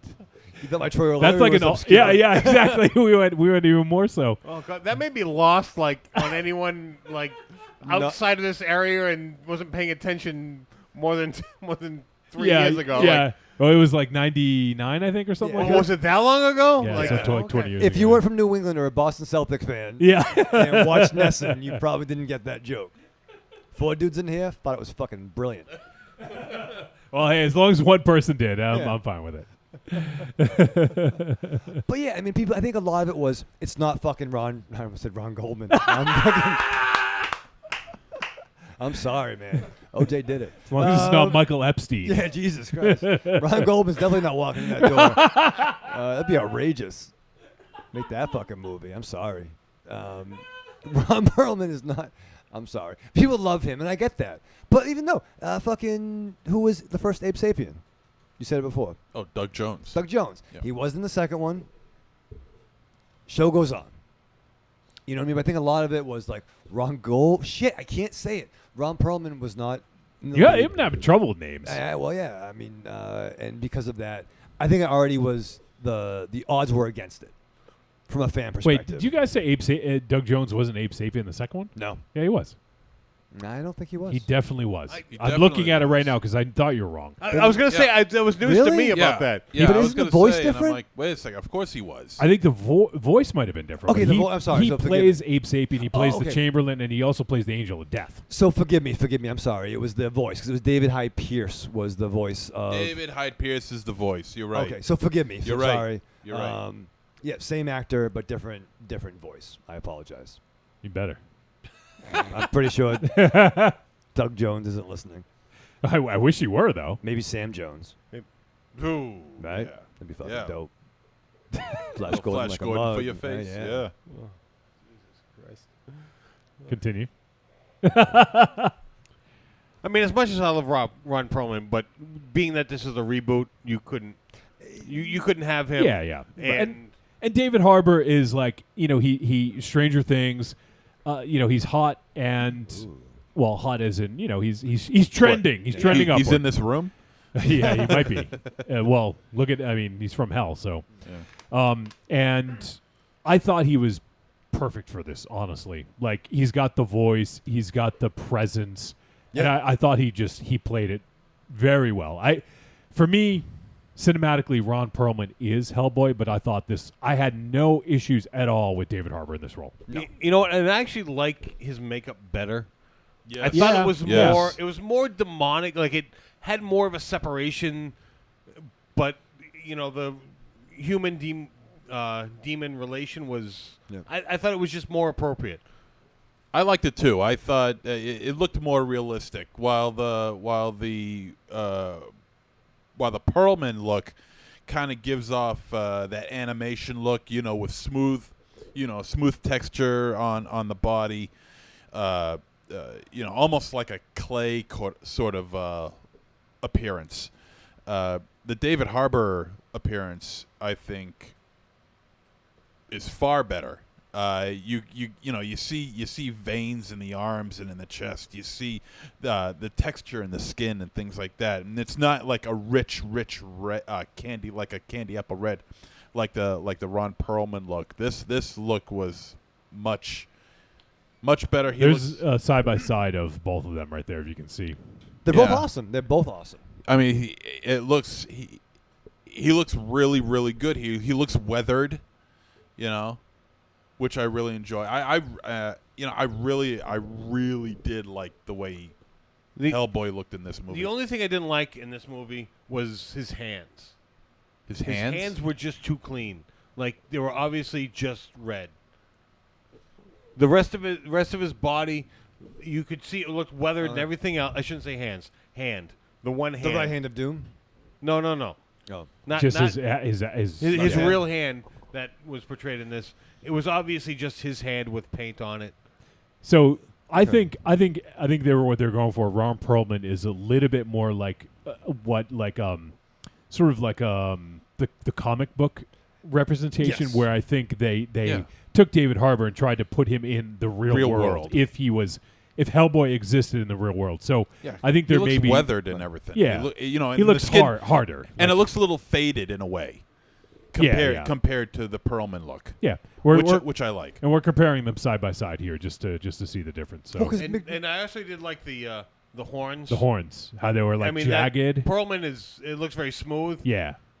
And it's very rough, and you can actually see there's some texture to it. Yeah, in both movies, you see him actually working on the horns, filing it down. And Ron Perlman, I didn't believe that he was grinding his horns because there was no difference when he was doing it. When it was, I can't remember his damn name, even though you guys keep on saying it. And the new David Harbour. David Harbour. You could see difference from when he was working on it, when someone else was working on it, and the filing. You could see that difference, and I really did like that aspect of it. Well, definitely. I think Mignola has definitely his own style. Yeah, he's not your Jim Lee, your Dan Jurgens, like his superhero stuff. He's very, I don't know how you'd call it, like define his style. I first came upon him during the Cosmic Odyssey miniseries. He did the original Rocket Raccoon miniseries, which is funny. Did some Superman stuff, before this. So he has a very specific style that's not your classic, square-jawed hero stuff. Yeah, you could see that a lot. There's a lot less of an appliance put on David Harbour's face for this. Perlman, he's just swallowed up in latex and appliances. Yeah, I mean, it looks good. It looks really good, and unlike Harbour, Perlman has that lantern jaw Right. that sticks out like a sore thumb. That's the problem. I think both of them have about the same amount of makeup on their faces. It's just Ron Perlman, because of his jaw, it stands out that much more. Right. Like it's very difficult to hide him. Yeah, that's for sure. And I think maybe Perlman may have had a bigger personality, but I think Harbour definitely has the look. Right. I prefer his look, and but I prefer Perlman as Hellboy. But like I said, I thought David Harbour was fine in this role. I thought he was. I can't think of too many people who would pull it off better than Perlman. So I think he was a fine stand-in for him. So, all right. Well, I mean, that's sort of some of the important stuff, because I definitely want to get to talking about, and it's going to be difficult not to compare, right? I mean, we all kind of love the first two Hellboy films, especially two, that it's going to be hard not to compare these films. So, but we got some years though from. I mean, when was 2004? 2004, 15 years ago. So yeah, but so I mean, still, we're all going to compare, and it's not fair to the newer one. Yeah, but we're all going to do it. Yeah, yeah, absolutely. So, one thing I will say is I did right off the bat. I really like that they showed, because that's one of the cool things about Hellboy is you see a lot of like actual historical events and some myth thrown in there. It's like this hodgepodge of just legends, whether they're real or fictionalized. And it's real folktales they use. And I love right off the bat we get King Arthur, like with fucking Excalibur. Right. That's fucking cool. Like, and then we go to this scene where they're where King Arthur basically kills the Blood Queen. Was that Blood Witch? Nimue? Nimue. Yep. And then from there we cut to Hellboy in fucking Tijuana, Mexico, I think it was. Yeah. Like at a Lucha Libre show. Yeah. I was like, fuck yeah.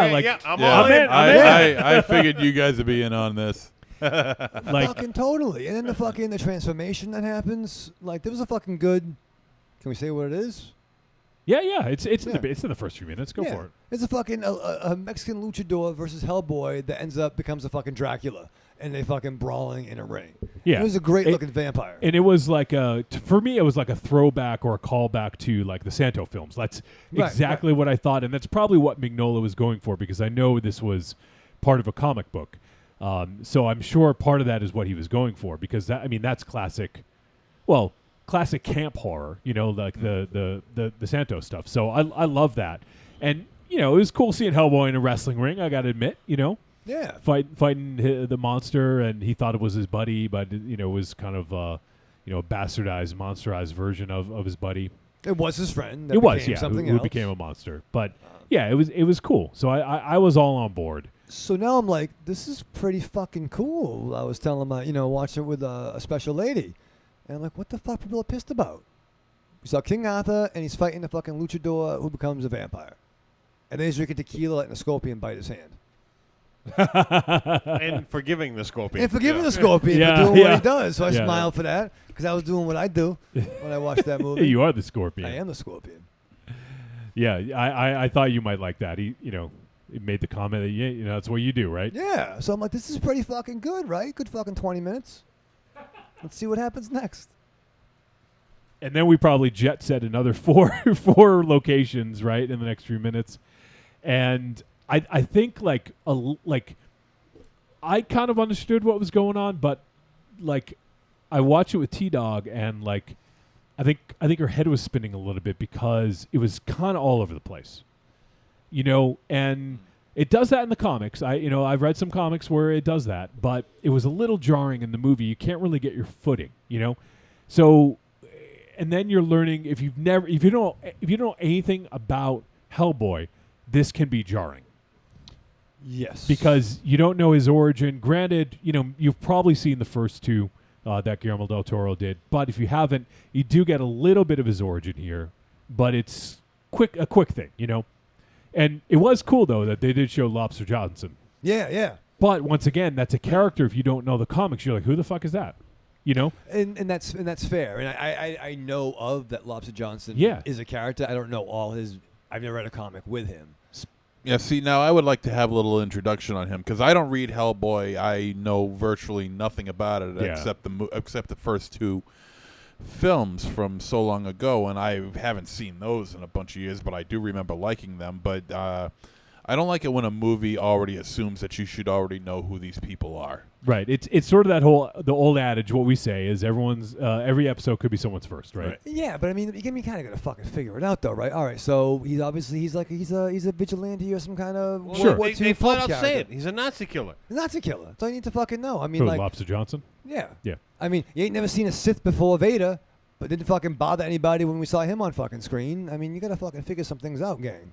No, we got Paps hanging out in the room. He says Lobster Johnson is a fucking badass is what he is. He's a soul that knows what's up. Also, let me just mention Tim Nice is hanging out, and he gave me a compliment, so I want to read that. It says, Producer Wolfie, when'd you get out? See? Looking fit, fam. You living in the gym? Part-time. Anyways. All the fucking time. First time Mike says Ron Perlman is the man. Yes. Well, he is the man. And then Kid Tim Nice says, fuck Ron Perlman. How about Leah? What a fox. Leah Perlman? From TV's Cheers. Right? Oh. Isn't it Rhea Perlman, though? Rhea. Yeah, okay. That's why I was confused. That's a really hot sister. It's like the Randy Quaid versus the Dennis Quaid type. Yeah, exactly. Nah, she's pretty smart. But Thomas Hayden Church as Lobster Johnson was fucking awesome. Yeah. I didn't expect, to see him, but I thought that was fun to have him in that. So, yeah, we get a quick little glimpse of when Hellboy was basically his in essence, his origin. Right. And we get a little bit more as we go through. But the first 20 minutes is really a little bit all over the place. It's not necessarily a bad thing, but it can get confusing to someone who doesn't know the character and doesn't know what's going on, But you don't think it was kind of clear, though? Not all the way, no. Okay. Because there's allusions to Hellboy, like it's almost like they didn't let people in on the joke until later. Not the joke, but let them in on Hellboy is going to bring about the apocalypse or the end of the world. And there's some allusions to it, but nothing like concrete until a little bit later. So there's some parts where it can be confusing early on. And like I said, I watch it with someone who doesn't know anything about Hellboy. And that's right, and that's a great test, too. Who is very observant when it comes to films. So correct. That's sort of like, my barometer. So that's why I was able to see it through my eyes and also through someone else's. And I think there was a failing there. Like MZ said, like you shouldn't have to watch all the other films or read comics to know what's going on. Now, maybe as you watch the movie, you find out. So maybe that's part of it. Maybe it's not a big deal. But there is some stuff that you learn later on that has bearing on what happened earlier or some things that they were talked about. Yeah. Yeah. Dynamite drop. Yeah, exactly. That's what I'm here for. I got nothing else. So, and I liked seeing the backstory. We got a little bit of the Wild Hunt stuff with I can't remember the name of that organization. Fucking assholes. The oblique, the avarice, the Osiris. Osiris, thank you. So, and there was that whole bit where they're going to go kill giants and they're bringing Hellboy with them. That was a little, once again, a little odd about what was going on. Yeah. Wasn't crazy about that. Yeah, because it seemed like it was just a setup, obviously, for something else. But it did seem a little just kind of jammed in there, like. But it did lead us to Nimue, I guess, in a way. So it wasn't all for naught, but it was just. It's what's the saying, MZ? Trying to fit how much shit in a. Oh, trying to fit 10 pounds of shit in a 5-pound bag. Yeah. Now I'm not saying it's shit, but they definitely were trying to fit a lot in a fucking in a smaller bag. It seemed like a very rough and dirty way to try to establish a problem between father and son. Yeah, that felt really forced. Yeah, and that too. So, Rave Show, you look like you're perplexed. Not perplexed, but you have. Well, he always looks like that. Not yet.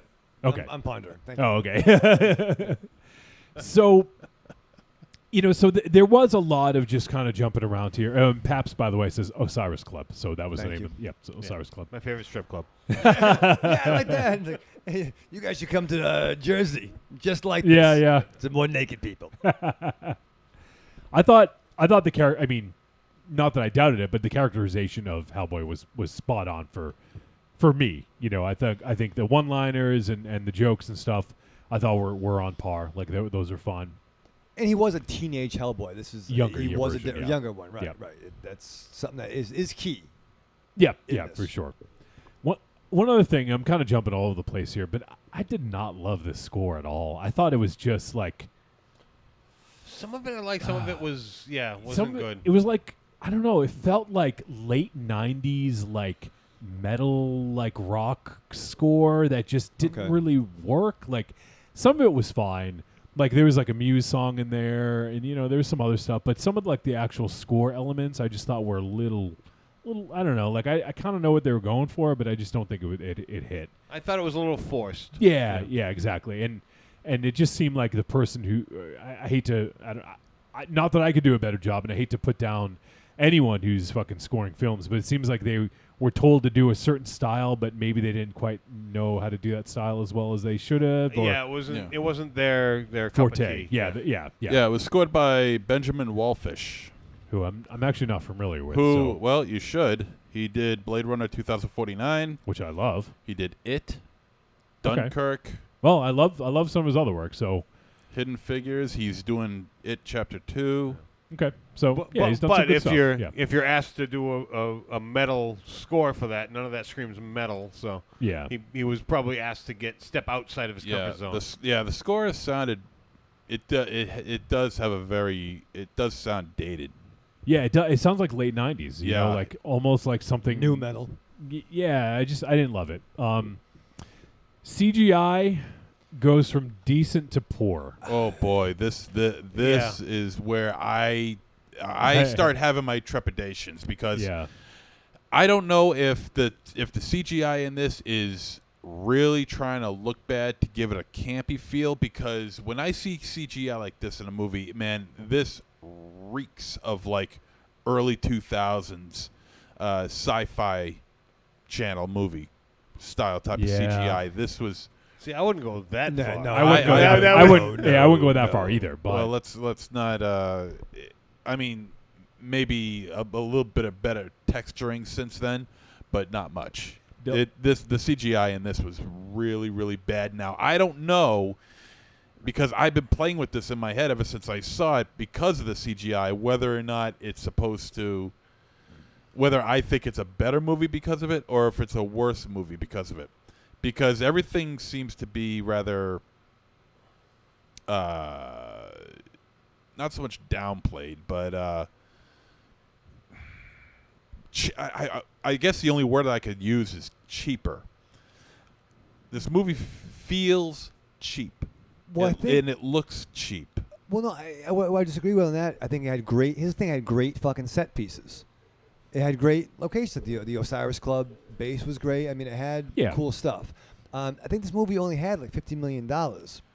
50? 50, yeah. $50 million dollars, where usually That's something small. like this might be 75 or your hundreds of millions. Ooh. Yeah. Speaking of, sorry to interrupt, Raven Shadow, but it made 21 million, Yeah. almost 22. Ooh. Okay, so we're not getting a sequel. Not even half. Worldwide. Ouch. Not even half. So- But I think it budgets may have been cut during production if it was having these problems, like Johnny mentioned earlier. Maybe they were promised a certain budget. Maybe they were trying to be too ambitious. And this also seemed like it was made fairly quickly, like especially if Ron Perlman, Guillermo del Toro, and Mike Mignola had a meeting in 2017 about this, that means that fell apart, and then they quickly got everyone else together and made this to put out in 2019. Right. Actually, I think what might have added to it was Ron Perlman was kind of vehemently pissed off that he wasn't doing it. Yeah. So he came out swinging. So I Yeah. mean, you have fans who are going to be, well, fucking Ron doesn't want us to do it. Bad movie. Don't Yeah. see it. Ron says no. You know what I mean? And Now that this- could be a factor. The sad Well, thing, that wouldn't make it faster though. no, if no, someone's no, saying Not bad faster. movie, they're not going to want to hurry it. But I think fans were already sour because Ron Perlman wasn't going to be in it. If he's saying it's whack, don't. You know what I'm saying?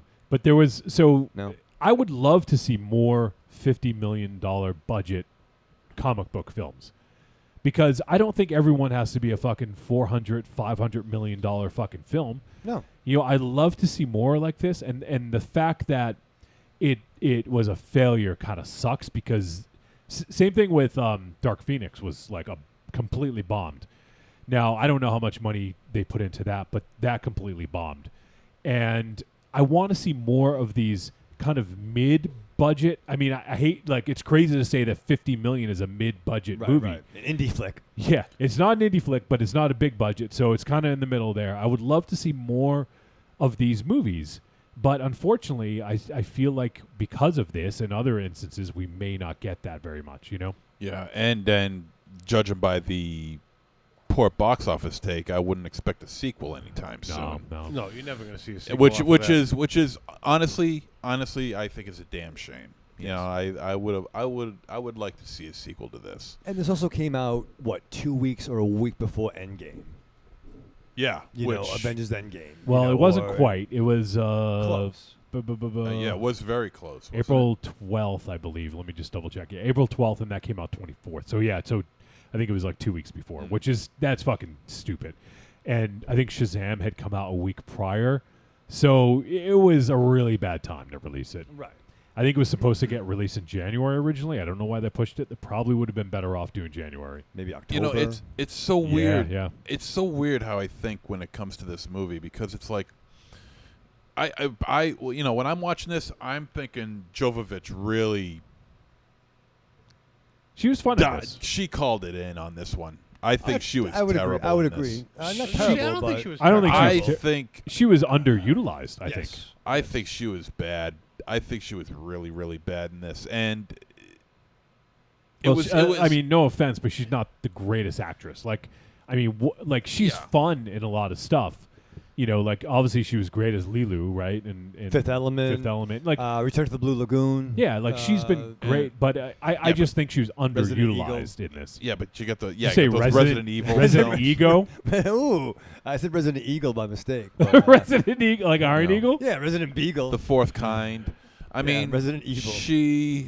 I just think she just dialed it in, man. I wasn't too impressed with her at all. I mean, for the most part, she played just in front of a green screen. You know, and you know, I think CGI should be used to, if you are going to use CGI, it should be used to push a story ahead, not make the story. You know, and her involvement in this, I think, was just very. It just felt very lazy, like she was not interested in the material at all. No, see, I think she played it perfectly for that character. It wasn't a flamboyant character.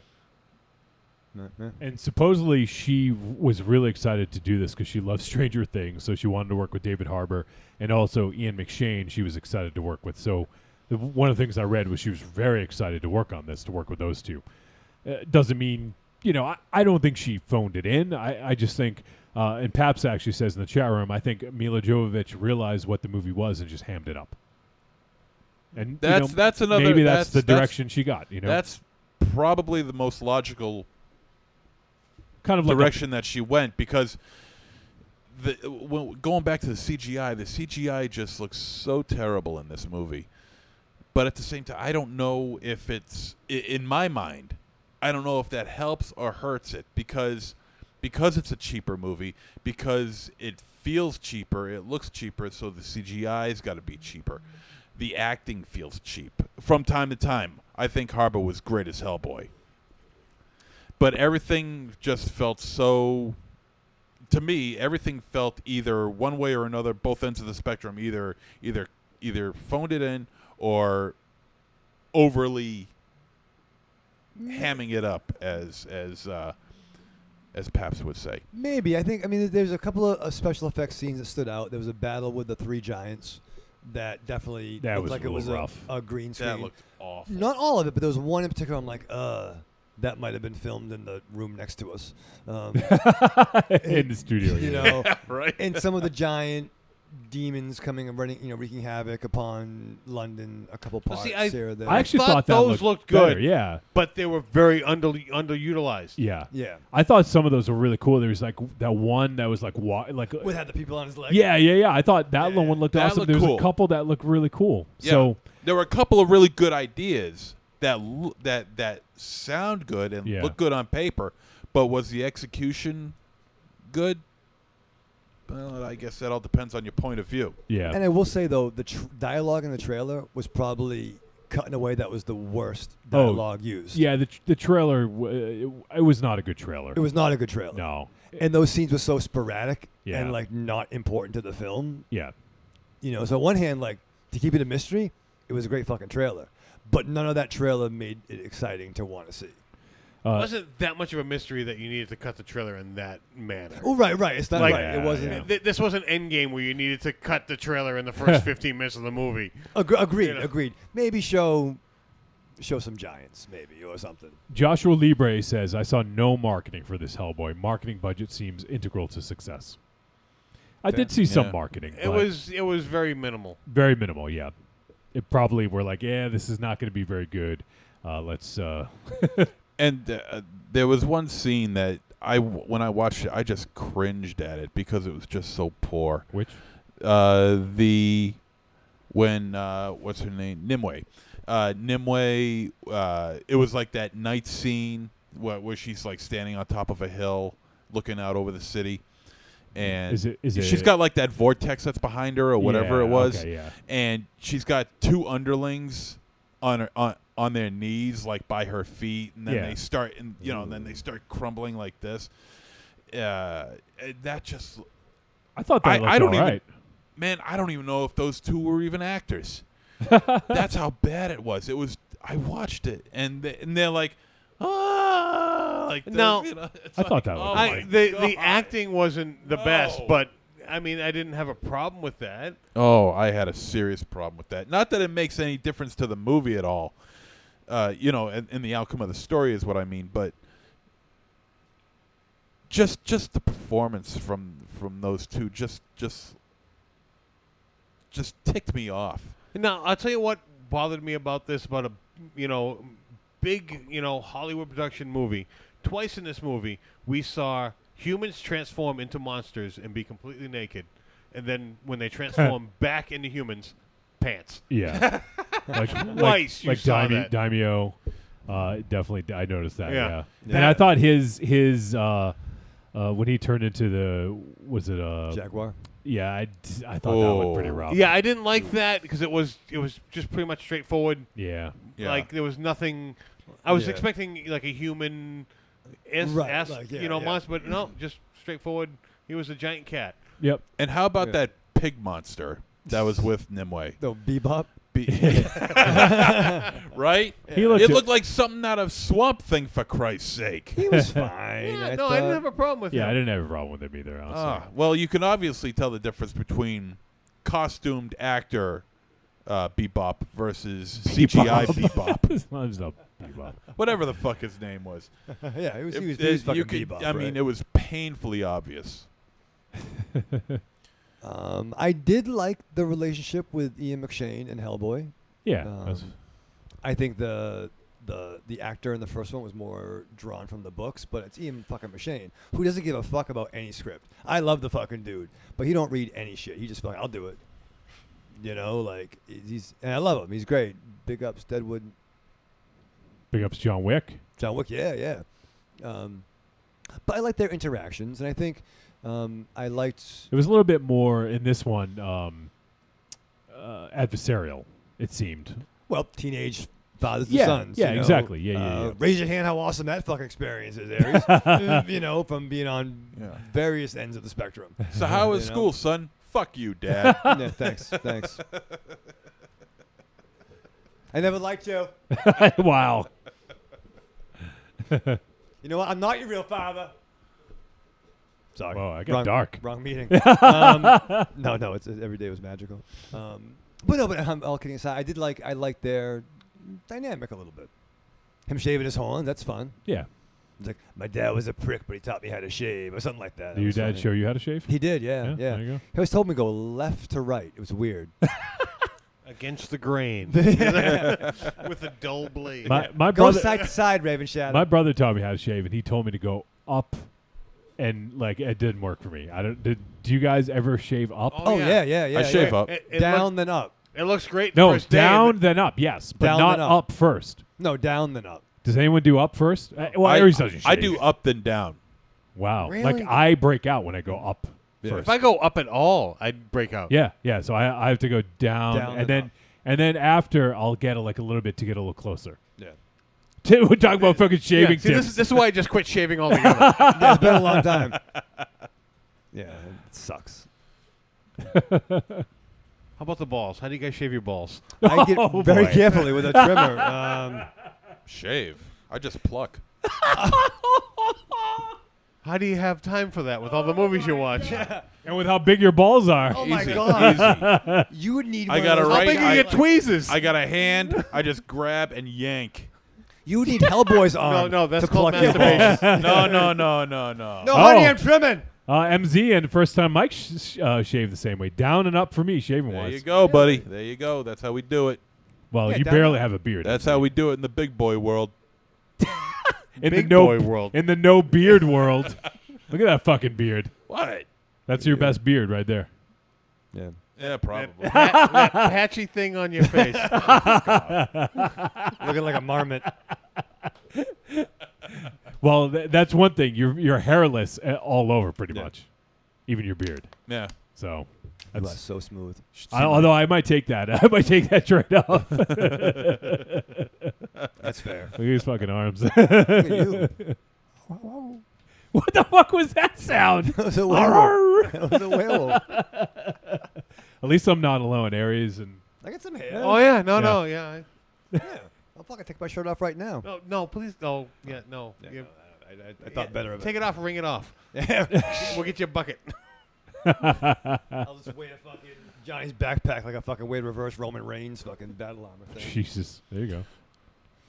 But- All right, so is there any, before we head to verdict, is there anything else you guys want to talk about this? Okay, No. I was gonna say Yeah, we'll get some more. the whole ending was very anticlimactic. Yes. I could not agree more. I thought we were gonna get more with all those monsters, and then nothing. And the thing was, we got a time jump. Wait, what? We got a time jump 3 months later, was it right? Yeah. Wait, at the end of the film. At the end of the film. End of the film. I don't want. I'm not giving anything away about what happens, but we got a time jump with like 20 minutes left. Yeah. It really diminished the ending. the ending, and I thought that it was anticlimactic to begin with. But I think that really just was almost like, okay, well, that's over now, the next thing. And, like, it almost diminished the impact that had because that was essentially like the fucking could have been the end of the world, you know? It didn't look good for a while. It didn't look good. With Nimue, you know, coming back and all that stuff.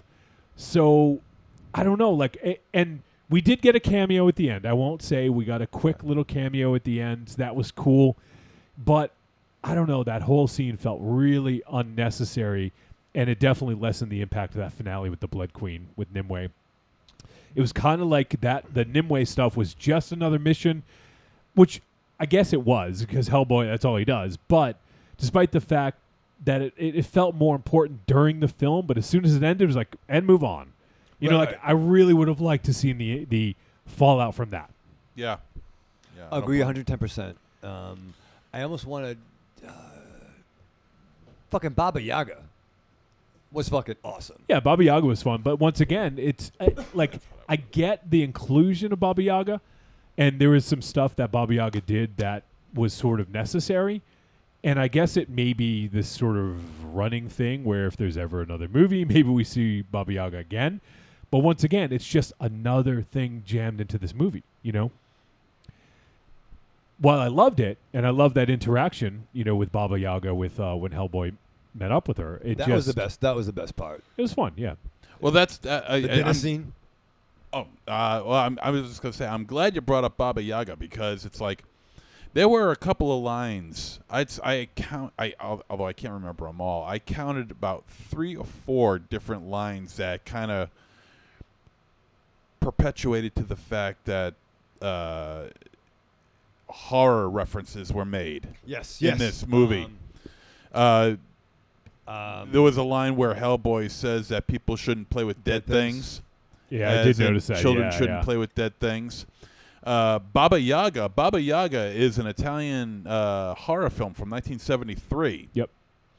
So there's the reference there, and there were a couple. Baba Yaga is a character like has been around in fiction for a long time. Oh, it is. Okay, I don't know anything about that. Let's see, and there were a couple of other horror references. I'm trying to remember what the hell they were, though. So I saw a couple of Evil Dead kind of inspired. Yes, cues. there was like yes. Welcome back to the land of the living, where what's her face says that. Alice. Alice. She says that. So the first reference to Baba Yaga is from 1755. It's a kind of a Russian folklore. So that's where it originally and actually funny thing, people may know Baba Yaga. I can't remember the name of the. I think they changed the name slightly, but in Dungeons and Dragons, there actually is a character based off of Baba Yaga. I can't remember if it's the same name or not. I'll look that up really quickly, but yeah, I noticed a bunch of horror references made in dialogue throughout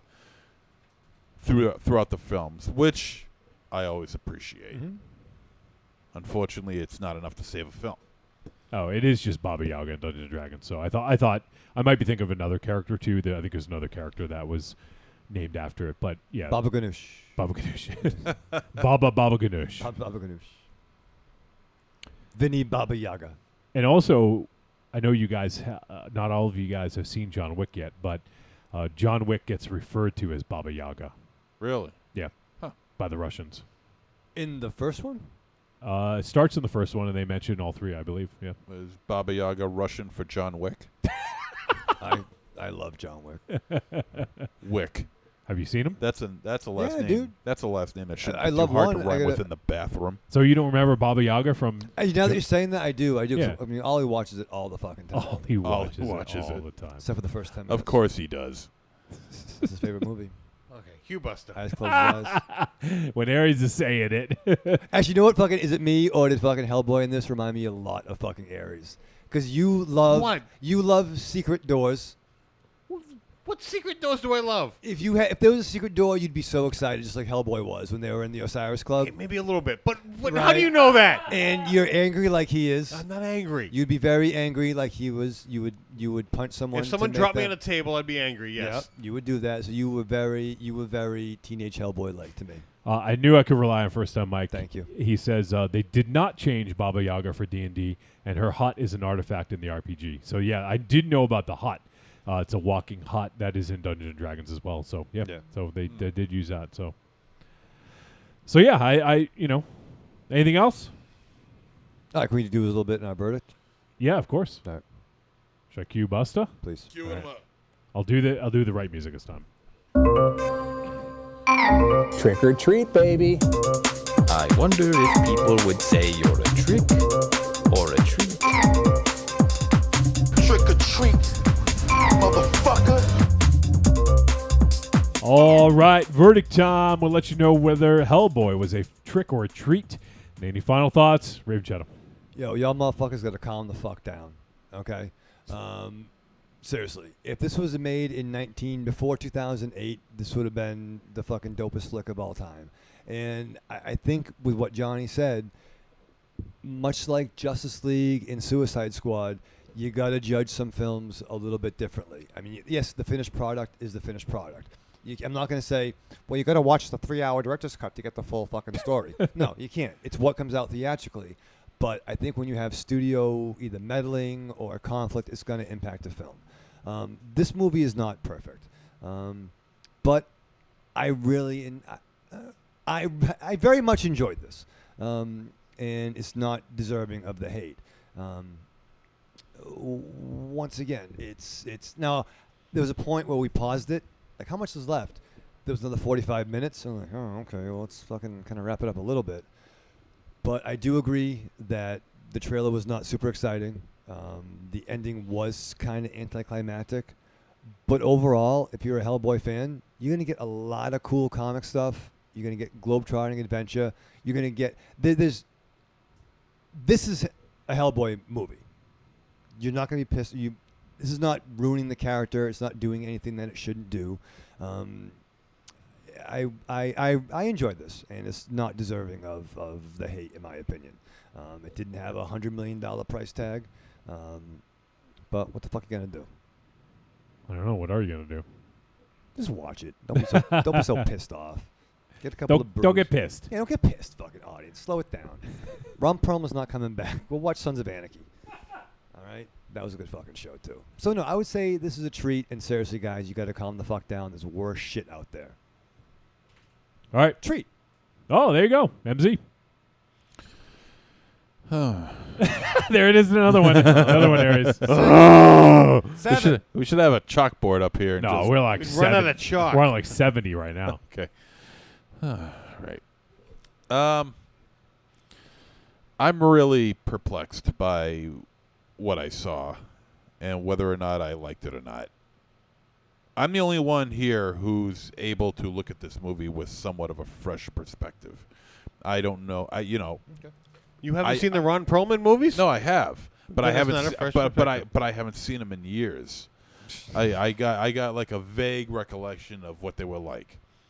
But I never read any of the comics. I never watched the cartoons, if there were any. I'm sure there were.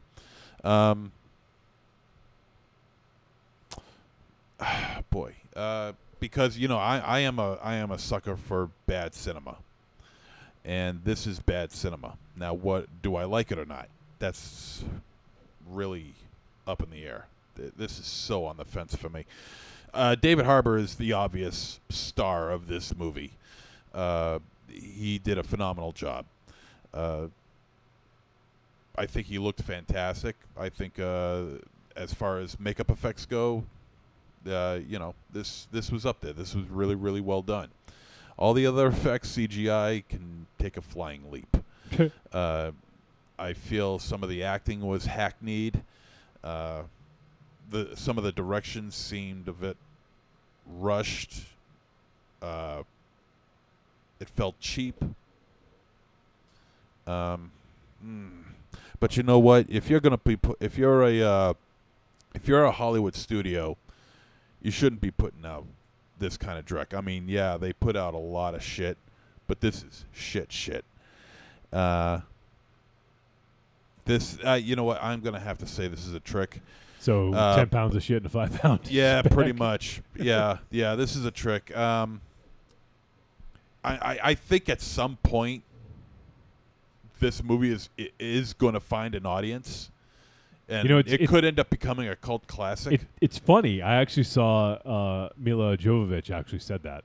Really? That exact thing. Yeah. Really? Oh, I think you're right. Yeah, it's funny. She thought the same thing. That this is going to be that the fans are going to find it at some point Yep. and realize that it might be that this is actually pretty good. Yeah. She might be right. I don't know. That's I'm guessing on that. So yeah. But for right now, for me, I'm going to be one of those people who think who's going to have to wait and see with the wait and see approach. So for me, this is a trick. Can I mention one more thing, Johnny? Because we haven't mentioned it yet. Sure. Yeah. So I love swearing. I do. I love the F word and The fuck you say. Yeah, I fucking love it. I love it as a concept and as execution, and I can get behind some gore. Did this really need both those things as much? Well, I mean, they were really going for that. Like, oh, Deadpool was rated R. It did really good. You know, that's totally what happened here. I actually kind of like the way they stepped right up. Like, fuck was like the fourth word said. Yeah. Like, it just kind of like, it just like lobbed the softball right in there. This is what you're in for. Yep. Yep. No, I just want to throw that. We didn't talk about the R-rated Yeah. part. All right. You were finished, MZ, right? Yeah. Okay, Aries. Okay. Yeah. To try to stomp on MZ's parade. I never read the comics. Didn't see the cartoons. I'm surprised you never read the comic. I don't know why. Yeah, That I don't know. surprises me. It never jumped out at me as a comic to read. So my only exposure to Hellboy was the Ron Perlman movies. But this movie definitely, it didn't live up to them. And that's part of its problem, was it's trying to, live up to that, and it can't. You can't live up to Ron Perlman. You can't live up to Del Toro. I shouldn't say can't. It's very difficult. This movie also came out at a piss poor time. Yeah. This movie should not have come out in the summer blockbuster season. No. Because everyone was expecting a summer blockbuster, which this movie should have dropped in January. Yeah. Should have had not a quiet release, but a nice release in January. Like, this will ease you in. This will, come out of your house in the cold and go see a nice movie. Right. This movie also shouldn't have been 2 hours. Yep. Yeah. This should have been an hour and a half movie. They should have found some places to trim. I would even take 100 minutes. But yeah, I agree with you. But the practical effects I thought were very good. Yep. Hellboy looked great. Yep. Some of the CGI they probably cut some of the budget when it come time to finish it off, and was like, nah, it's good enough. Yeah. Put it out there. Because some of that CGI just kind of looked like trailer CGI, like Not finished. yeah. Could have been a little more fine tuning. Throw a couple more million at it, and it would have been fine. Right. So this movie kind of was. It seemed a little incomplete.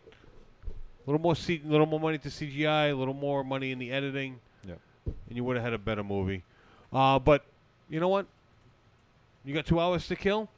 Check it out, because it is worth the watch. So this movie is a treat.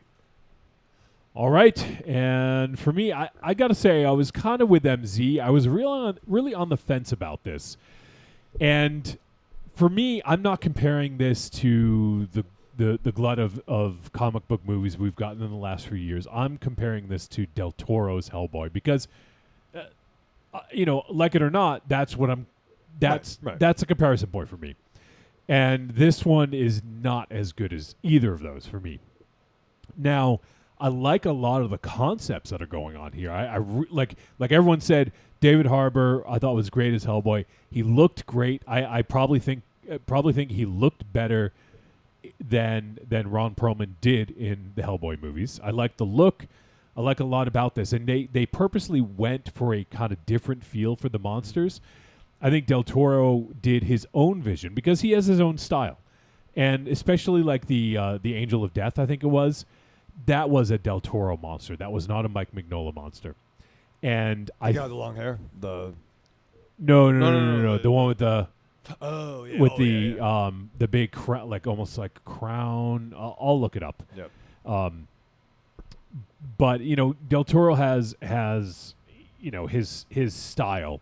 So I think that they wanted to go and sort of do a different thing with this.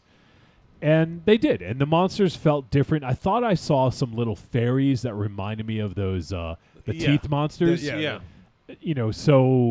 I thought that there may have been some little nods to it, but I think even the giant monster at the end, he kind of had that Del Toro feeling to him. When he appeared and had the arms outstretched. Yeah. I still think this could have fit in if you use The Shape of Water. This Hellboy 1 and Golden Army could work in some weird, chronological time. Yeah. And this is the Angel of Death right here from Oh yeah, it's fucking Del Toro. Hellboy 2. Yeah, it's totally Del Toro. But So they're boys. I mean, he loves Magnolia's shit too. I mean, he does. No, he does absolutely. But I think that they went sort of in a different. They wanted to kind of get away from that and do something a little bit different. And I think Neil Marshall's a great. Well, I don't know if I say great. I think he's a very good director. But I think that this one got away from him. I think that there was too much interference. It sounds like he didn't get to do what he wanted to. I don't know if that affected the script or affected how much they attempted to do. But I just think they tried to jam a little bit too much in there, and they could have had a more cohesive narrative if they had maybe trimmed it down a little bit, maybe trimmed out some of the storylines. The Osiris Club, they probably could have cut that, even though some of that was okay. I think that they just could have cut some of this down. Now, this is complete nitpicking, and you're absolutely right, Raven Shadow. If this came out in late 90s, this is holy shit. We're blowing our load about this. Right. Absolutely. But there's a higher standard now, and it's hard not to use that standard as a guideline when looking at these because, this was a fun movie, and I love seeing Hellboy on screen. But I think that it could have had a more cohesive narrative to make it a little bit better. And I honestly, I liked the storyline that they had for the most part. I like the Blood Queen, but I think I would have honestly I might have even preferred if they stayed in Mexico. Actually, yeah. And not gone fucking global with this. I don't know. I just think that there was some opportunities. And it felt more like a Mignola comic book to me from the ones that I've read. So, if that's what they're going for, kudos. You did a good job with that. But I just think it was a little bit too much. It was kind of a mess at some points, but I like seeing Hellboy, and I think they did a good job with some of the other stuff. So I'm going to go with tepid treat on this one. I was really on the fence, but at the end of the day, there was enough good here to sort of get me over that line. I can see why people shit on this movie. I don't understand why it got as much hate as it did. I think people are comparing this to Marvel movies. That a Marvel movie is a cohesive narrative. It may jump around a little bit, especially Guardians of the Galaxy, jump from different planets, but it's all the same characters typically. And you just get a better narrative. And I think that this one just tried to do a little bit too much and jammed a little bit too much in there. And it was tough to follow for people who don't know Hellboy or have any previous experience with Hellboy. So, but, there you go. I mean, it's fucking Hellboy. If you like Hellboy, if you like the other films from Del Toro, I still recommend checking this out because I think it's a cool take on it, despite the fact that there's a lot going on here and probably too much. So yeah, check it out. It's on Netflix or whatever the fuck. When it's on Tubi, wherever it comes. Yeah, when's it on Tubi, MZ? You got that info? Yes. There are definitely worse flicks out there, and you gotta fucking slow it down. Oh, guys. for sure. I mean, none of us shit on it. I'm just saying. Yeah. No, definitely. No, I mean the fucking internet communities or whatever the fuck. Yeah, but they shit on everything. Yeah, they shit on Last Jedi. Yeah. Shit in my house. You shit in my house. Corey Gaines. Yes. Is that his name? I think so. Yeah, Courtney Gaines. Courtney not Gaines. Corey, yeah. All right, so next week we are going to discuss a film called Trespassers. You guys hear about this? Not Just till now. Anyways, it is an IFC Midnight film. Shit. And shit, what? I don't know. IFC Midnight. It gets some good stuff. Yeah, you get some good stuff, but it's a... So I'll read the synopsis. Two dysfunctional couples rent a modern luxury desert home for the weekend, hoping to sort out their messed up lives. That is right down your alley, Raven Shadow. Spoiler, it doesn't work out. Just as they're about to settle in for a fun night, a neighbor turns up at their front door saying she has car trouble. And that's when the murderous trouble starts. Because without knowing it, the four friends have landed slap bang in the wrong violent place at precisely the wrong bloody time. Hopefully your nerves of steel will hold for one of the most stylish, atmospheric, and terror-filled home invasion horror of them all. And you know who is in this?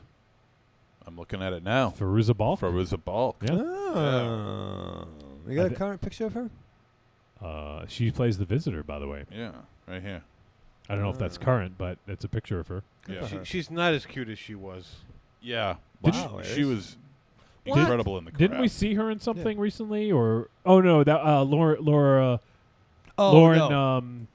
Tinney in the Robin Tunney. Robin in the Tunney, Nicolas yeah. Cage joint, right? No. She looked incredible in the craft. Yeah, Mom and Dad, right? Was that it? Mom and Dad, right? Robin Tunney? Yeah.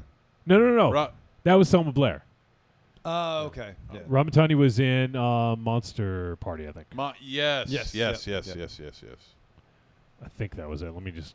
I don't want to fuck that up. We'll find that out right now. Robin Tunney was in Monster Party. Yeah, that's right. Okay. So that was the one, yep. So Fairuza Balk, Trespassers. Good for her. It hits VOD in a couple days. I just moved away from that page to get the Robin Tunney information. But let's see. It hits July 12th, so 2 days from when we're recording this. It'll be available on VOD and probably in select theaters as well. It is directed by Orson Oblowitz. Yes. Orson Oblowitz. Has he done anything we know? The big 00. He has 3 credits. The Queen of Hollywood Boulevard. Oh, I heard good things about that. We actually almost did that one, but for whatever reason we didn't. So he did the Queen of Hollywood Boulevard, which came out last 2017. So there you go. All right, so we're going to check out Trespassers next week. If you guys want to play along at home, you can go ahead and watch it on VOD. And if you want to, give us your thoughts. Podcast at trickortreatradio.com. We'd love to hear from you. All right, so... Oh, you know what? I didn't get the break ready, so we're going to play the same second break as we did last week, because I didn't do anything different. You guys okay with that? Yeah. We're worried about you, though, Johnny. I think you're having a hard time. No, I was in that conversation, you know? That's nice. Yeah. It was good. So, Trespassers next week, but now we are going to take a break, right, MZ? Yes, and we'll be back in 2 and 2. Greetings! We are the Retro Reductopus Cephala Podcast, a bi-weekly show that celebrates all the things that made growing up awesome. He's right. We wax philosophic about lots of geeky crap like old video games and movies, toys, cartoons. I don't know, help me out here. Music. Pants. Quoting video games that don't have dialogues. Shabibans. Tasty news. Unnecessarily long Japanese onomatopoeia. Butt breathers. Uncomfortable nature facts. Or how to install a thermoflange. And unlike all those other podcasts, we at Retro Redoctopus have an exciting rotating host schedule. Do we? We sure do. So, if you didn't like the guy flapping his gums this week, like me, worry not, gentle listener. Next week we'll have a whole new host. Of problems. Hey, they might still suck, but they'll suck differently. And you know what's really cool? Retro Reductopus is part of the Inebriard Podcast Network, with new episodes out every Tentacle Tuesday. Which is like every other Tuesday.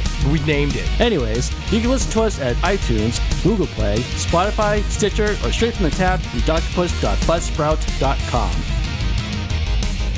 Thank you guys for having me on. It's a blast. You guys are awesome. Thank you so much. And, Trick or Treat Radio, man. That's where it's at. That's the new Fangoria Radio is Trick or Treat Radio. Don't say that. That's like, you really put us under. It's like swearing in church. I don't know. You just jinxed us. Yeah.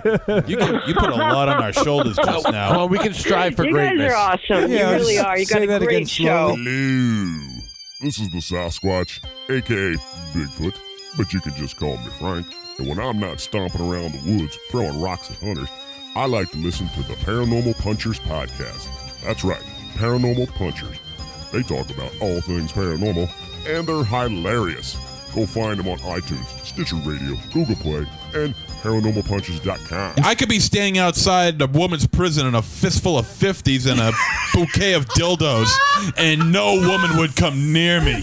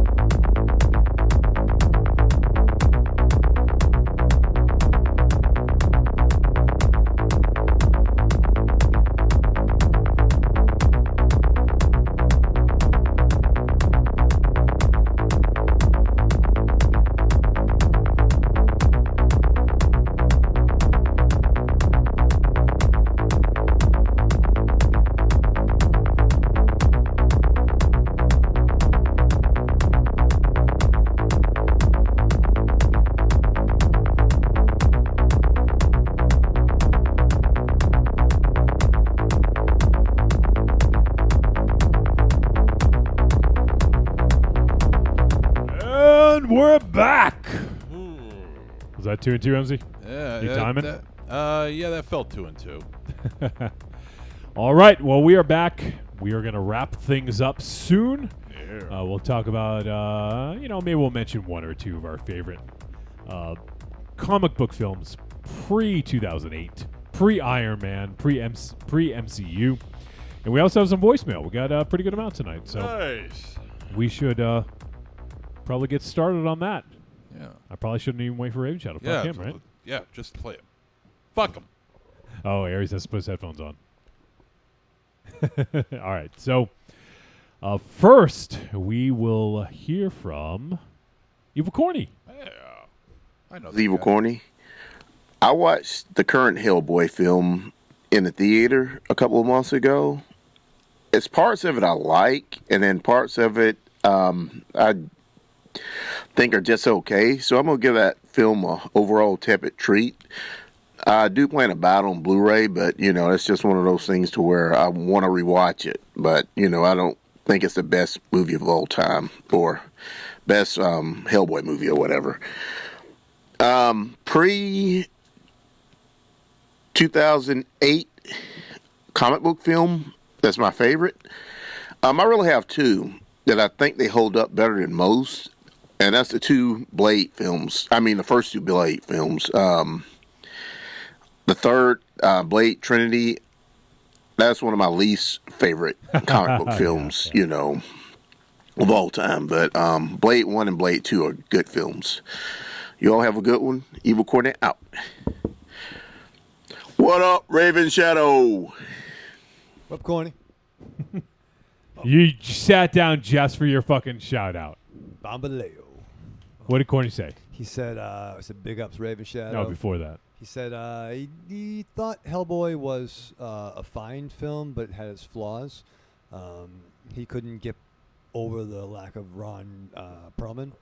But overall, I thought it was a very enjoyable romp into the world of folklore and fantasy adventure. That's not what he said at all.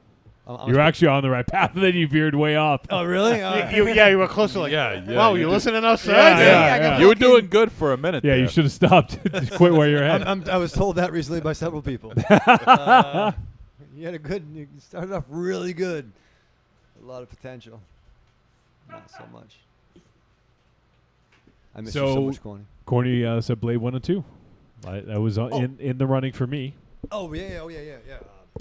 Speaking of Guillermo del Toro, he did Blade 2. I fucking love Blade 2, dude. Yeah. I love Blade 1 and Blade 2 are so fucking good. I think Stephen Norrington did 1, if I'm not mistaken. Oh, fucking Stephen fucking Dorff up in that motherfucker. Yeah. Udo Kier. I cannot dig fucking Blade 3, dude. Well, that's what Corny said. I can't get behind. I tried to watch it. Stephen Norrington directed Blade 1 and was written by David S. Goyer. You know that, dude. Here's the thing about Goyer. And once again, much like myself, Goyer had a lot of potential. Yep. I think the dude also had Donald Logue. Yeah. Fucking Tracy Lords. Oh, yeah.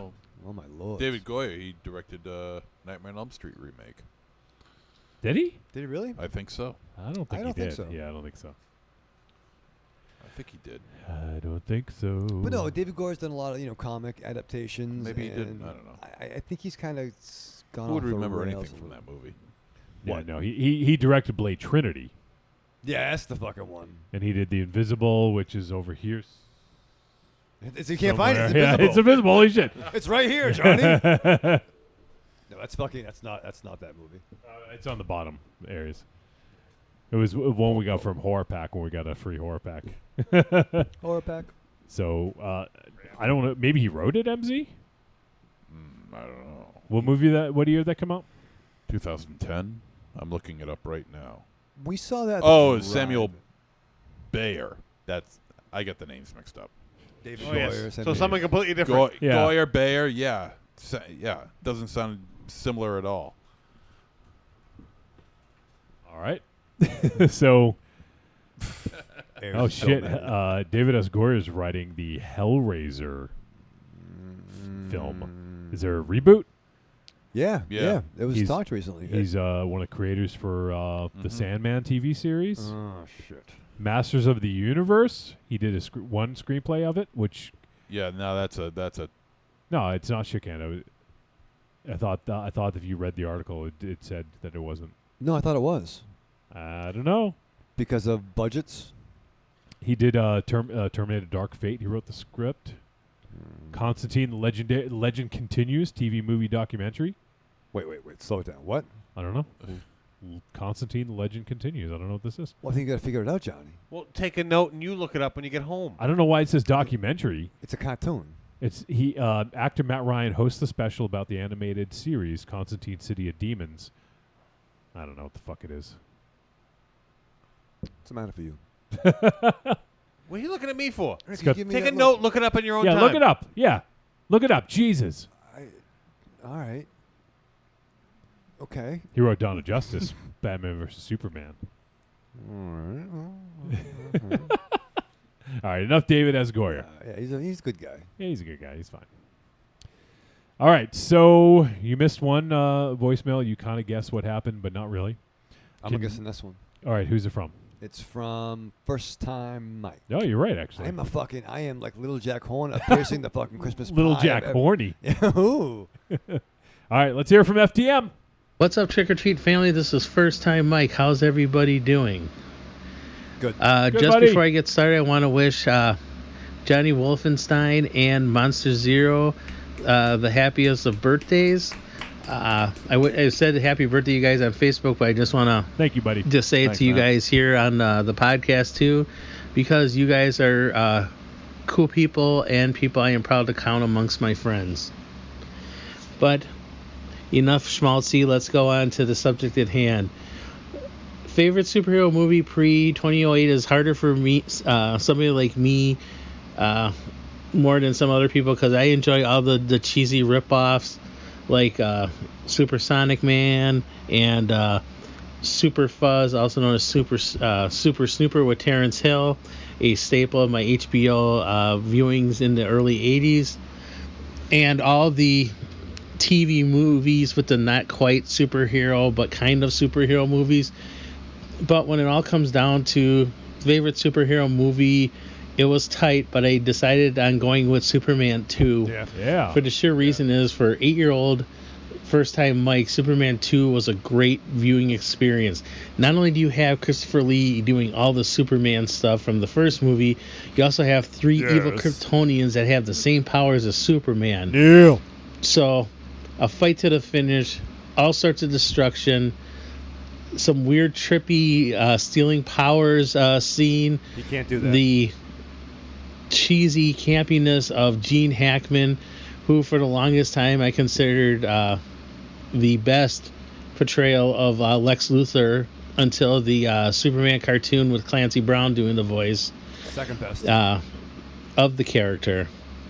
It's well worth checking out. I've seen the several different versions of it, and each version has its own strengths. But yeah, just for the sheer viewing fun, and it still holds up after all these years. Superman 2 from 1980. A fun fact: one of the in my runners-up is Dr. Mordred from Full Moon Pictures, 1993. As I am a card-carrying member of the Full Moon fan club, and I did rep for this one maybe last year when you guys did another superhero talk. And one of the funnier things about that, and the reason why I'm bringing it up, is I got a book called It Came from the Video Aisle for Christmas, and it's a book about Full Moon Pictures and and one of the more interesting things there are some of the movies they never did make. And I remember Charlie Band saying this in Video Zone, and I had met him once at a showing in Milwaukee, and I asked him if there were going to be any more Dr. Mordred movies, and he said yes, we were working on we had plans for a 2 and a 3, and we were thinking of other superhero movies. And in one of the Video Zones, the little movies for back in for behind the scenes and other things, he was talking about doing taking some of the characters that were more quote-unquote superhero, like Dr. Mordred, Mandroid. They had an Invisible Man type ripoff movie, Doll Man, and putting them into, and coming up with maybe some other characters and putting them in something he called the Legion of Doom.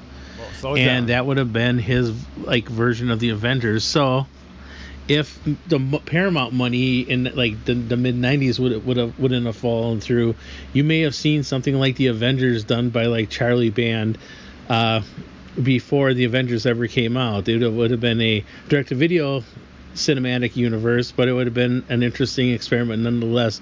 But it never happened. Well, with that useless trivia, I'm going to call it a night. Always good to talk to you guys. Have a good one, and looking forward to your upcoming anniversary episode, although I'll probably be out of town and not be able to watch it live unless the Wi-Fi works up where I'm going. But talk to you guys later. This is First Time Mike saying good night. Bye. All right. Brought up a bunch of good ones. Yeah.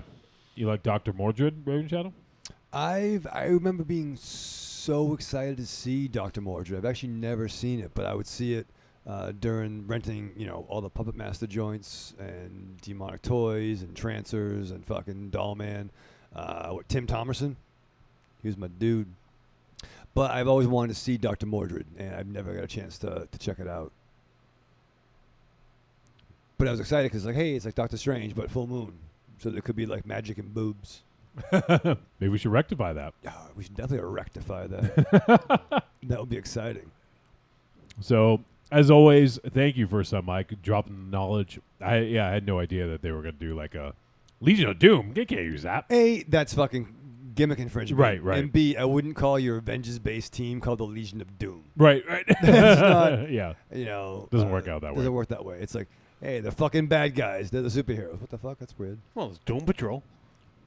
True. Okay, all right. You always fucking naysaying, but that's fine. I'm pointing it out. Well, that's different between the Doom Patrol is that they're doomed to fucking patrol, but the Legion of Doom, They're doomed to patrol. We just gotta be able to do is all this patrolling because I'm a fucking robot and I'm a negative man. I'm sorry, Monster Zero, Grimlock. But no, it would have been fun. No one mentioned what was it, League of Extraordinary Gentlemen. Nope, not yet. Not yet. Oh, What Ares is fucking ready. He's got his hand on his gun right now, like fucking Doc Holliday, ready to fucking pull something out. I didn't bring a sidearm. Ooh. So Joshua Libre commented, Thank you. he said, if 1990s Dick Tracy counts as a comic book movie, then that's my number one. If it doesn't, then it's Batman Returns. You are so high right now. Why? Really? Okay. What's your problem with either one of those? No, Dick Tracy was dope. Don't get me wrong. But I don't like Returns, dude. Why not? We saw it together, remember? No, we didn't see Returns together. Yes, we did. I don't think we saw Returns. Yeah, what's together. your problem? No, I'll tell What's you. your problem with Returns? I'll tell you, Ares, first time I ever bring Ares got back. Pee-wee. Okay. It does. If I'm bring, I like going back to memory lane with you because we go back a long time. But it was you, me, and Parallax. We saw Batman Returns, and then after that, we climbed down that basin. We went to that it's called the toilet bowl. In Auburn. We had the grapple hook. Wait. There's a place called the toilet bowl? Well, it was what's called a water drainage, right? It was a water drainage. Yeah, it was Worcester's sewer. Their overflow for rain. Okay. Right. So basically, if you pull over, once again, if you don't live in our geographic area. Yeah. But for you, Johnny, near the AMF Rock and Bowl where Smoking Tie used Oh, to manage. yeah, okay. So if you drive further on that road, if you knew where this was, you could park. Yep. And it was the early 90s, and there weren't cameras everywhere. Of course, no one gave a yeah. fuck. So Ares, myself, and Parallax, a former friend of ours, we were like, we just saw Batman. We should do something with a fucking grapple hook. Now, meanwhile, I was like fucking 17, okay? And these guys are much older than me, so I went along for the ride. Yeah, Oh, 18. Well, were they bad influences? I'm just saying I was a lot better in school before I hung out with Ares. I don't believe that. That 4 in accounting was not my fault. And that's 4 out of 100. But so we ended up going there. We had a grapple hook. We climbed down like Adam West, Batman, and Robin in this fucking thing, and we walked the sewer tunnel with flashlights. Remember that, Ares? That was fun. I do remember that. Yeah, we saw the giant snapping turtle. Did you get scared? I'm still waiting for the bad scared. part of this. What's that? I'm still waiting for the bad part of this. It wasn't bad, but I was a little scared, and I was worried my mom might fucking call the police to find out where I was because we were down in a fucking tunnel. But That's like fucking Stranger Things shit. Like, do you find Russians down there? I don't know what the fuck it was, but it was fucking weird. And if we'd got to the end, we would have been like a mile from your house. Yeah. I couldn't explain that. Aries said it was okay. They'd be like, go to bed. Joshua Libre says, Catwoman, son. No, word, dude. I'm with that. But here's the thing, too, about that, though. Just because her name is Catwoman, and I hate the fact that because her name is Catwoman, this whole, like, 9 lives thing that happened with this character. And it kind of started with the Adam West TV show, too, where it's just a name, dude. It's a name in a suit. Yeah, well, you know what? It can't be without flaws. But cats can't lick you back to life. Oh, have you had that happen yet? Listen. He's tried. Yeah. That was a weird day. I can't go to that funeral home anymore. But no. You just can't. You just can't. And I think I was so fucked up because I'm like, I don't love this. Because, June 23rd, 1989. Yes, Corny's fucking birthday. Big ups yourself, Corny. I didn't have to hear your message to understand what you're saying. And that's why we have that connection. But I'm bringing that to you. What are you talking about? You're talking. Yeah, you're the one talking. But no, it blew me away. I loved Batman 89. Loved it. And not... Maybe because it was set in Christmas. I don't know. The ducks. The fucking ducks. I hate the penguin. I don't know. The fact they took his mask off and he had to tear his own mask off to take his... I don't know. I didn't like Returns. I mean, the movie wasn't without flaws, but it was a good movie. It wasn't the first one. Right. And it was 100 times better than anything that followed that. I think Forever was better. Bite your tongue. I know, right? Hard. Right now. Bite your tongue. Hard. I don't want want to see hard. it. I want to see blood. Ow. Ow. I don't know, Really? dude. Do you remember Forever, right? You saw that one. I saw it with you, too. Yeah. Actually, I saw with Jim Carrey, right? You're well, he wasn't with us. He was on the screen. No, yeah. Oh, but yeah. you're realizing what movie you're saying is better. Yeah. I think I did like... I cinematically and theatrically, I think I liked Forever upon the first view more. Wow. But that fucking head thing was dumb. The plot was dumb. The weird, like, fucking blender they wore, and that was stupid, too. They were all fucking dumb, aside from 89. They were. No. We're forgetting. They were all bad. Returns was good. It had its flaws. The whole 9 lives thing, yeah. Right? That was not good. Yeah. But all in all, it was a good movie. I don't know. Maybe. Keaton was dope. I don't know. We want to watch it again? You want to come over? Evil Corny says Aries slap Raven Shadow for saying that. No, listen. You can't do that, Aries. That's one of the few things that's going to sound better on the podcast than You broke my beard. First time Mike says, I want a recording of Raven Shadow rambling because there's a zen to them that relaxes me. Thank you. Pleasant dreams, FTM. And Evil Corny says, Batman Forever is crap. No, it is too. Yeah. And Joshua Libre says, penguins with rocket missiles and shit. I don't know, dude. But, I mean, that's harkening back to the old school comics. Yeah. I don't know. He was gross. He was gross. He was gross. Gross. Dan DeVito. His little onesie with the fucking Dan butts. DeVito is gross. He's gross in that movie. But at least he's not bleeding from his nose. One time that happened to me. No, you remember the movie? Oh, yeah, yeah. Although, I mean, he did have a super dope line in that trailer was, "You don't think you'll really win, do you?" That was fucking rad. You know what? I don't like movies set at Christmas. So you hate Gremlins? You don't like movies at Christmas. If it's all right. It's a weird line. Quantify It's that a now. weird. I don't know. I'm not. I don't. I want to go to commercial, but no. All right, fine. Invasion USA, Chuck Norris set in Christmas, dope. Gremlins, Die Hard, but I don't know. Batman, The Dark Knight, and Silent Night don't go together. Why not? I don't like it. Joshua Libre says 89 Batman did have Prince jams. Fucking ain't right, it did. Thank you, Joshua Libre. You're absolutely right. What? I'm getting the fucking look. It's like I'm fucking married again. What the fuck? All right. Well, thank you, FTM. That was a very enlightening voicemail that led to some interesting conversation. So let us now go to our next voicemail. And this is from our boy who's relocated from Texas to North Carolina and back to Texas. He's all over the fucking place. Nathan Cotton Coy Veg Dude. Hey, guys. This is Cody. I understand you're watching Hellboy. I'll be interested to hear what you think of it.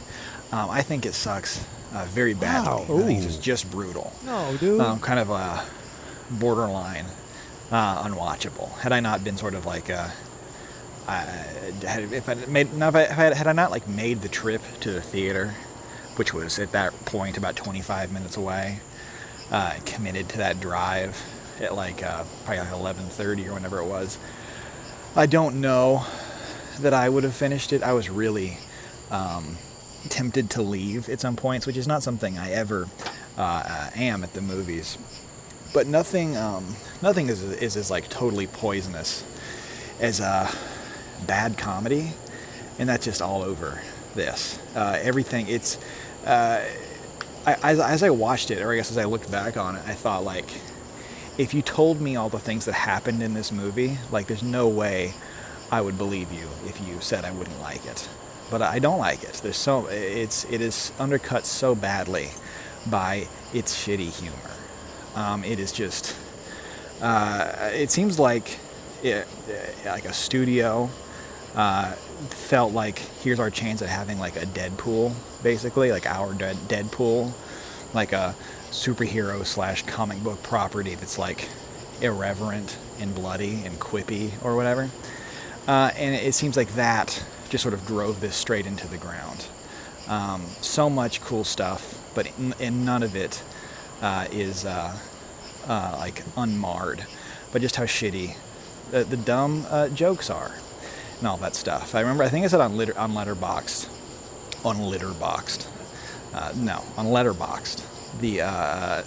that it's a good movie. Like if you would spend like $60 on a Kickstarter called like freaking Twisted Fairy Tales or something like that, then this is definitely the movie for you. If a gnome saying like shit or something is like extremely funny, if like that is like the height of comedy, then like have at it. If Hellboy breaking his phone over and over again is funny, then so go for it. That sounds funnier than it is, and that's not, and it doesn't sound funny. It's just so labored and so tortured, and apparently the process of making it was just a total disaster. That's probably been shared with you guys, but nobody could get on the same page.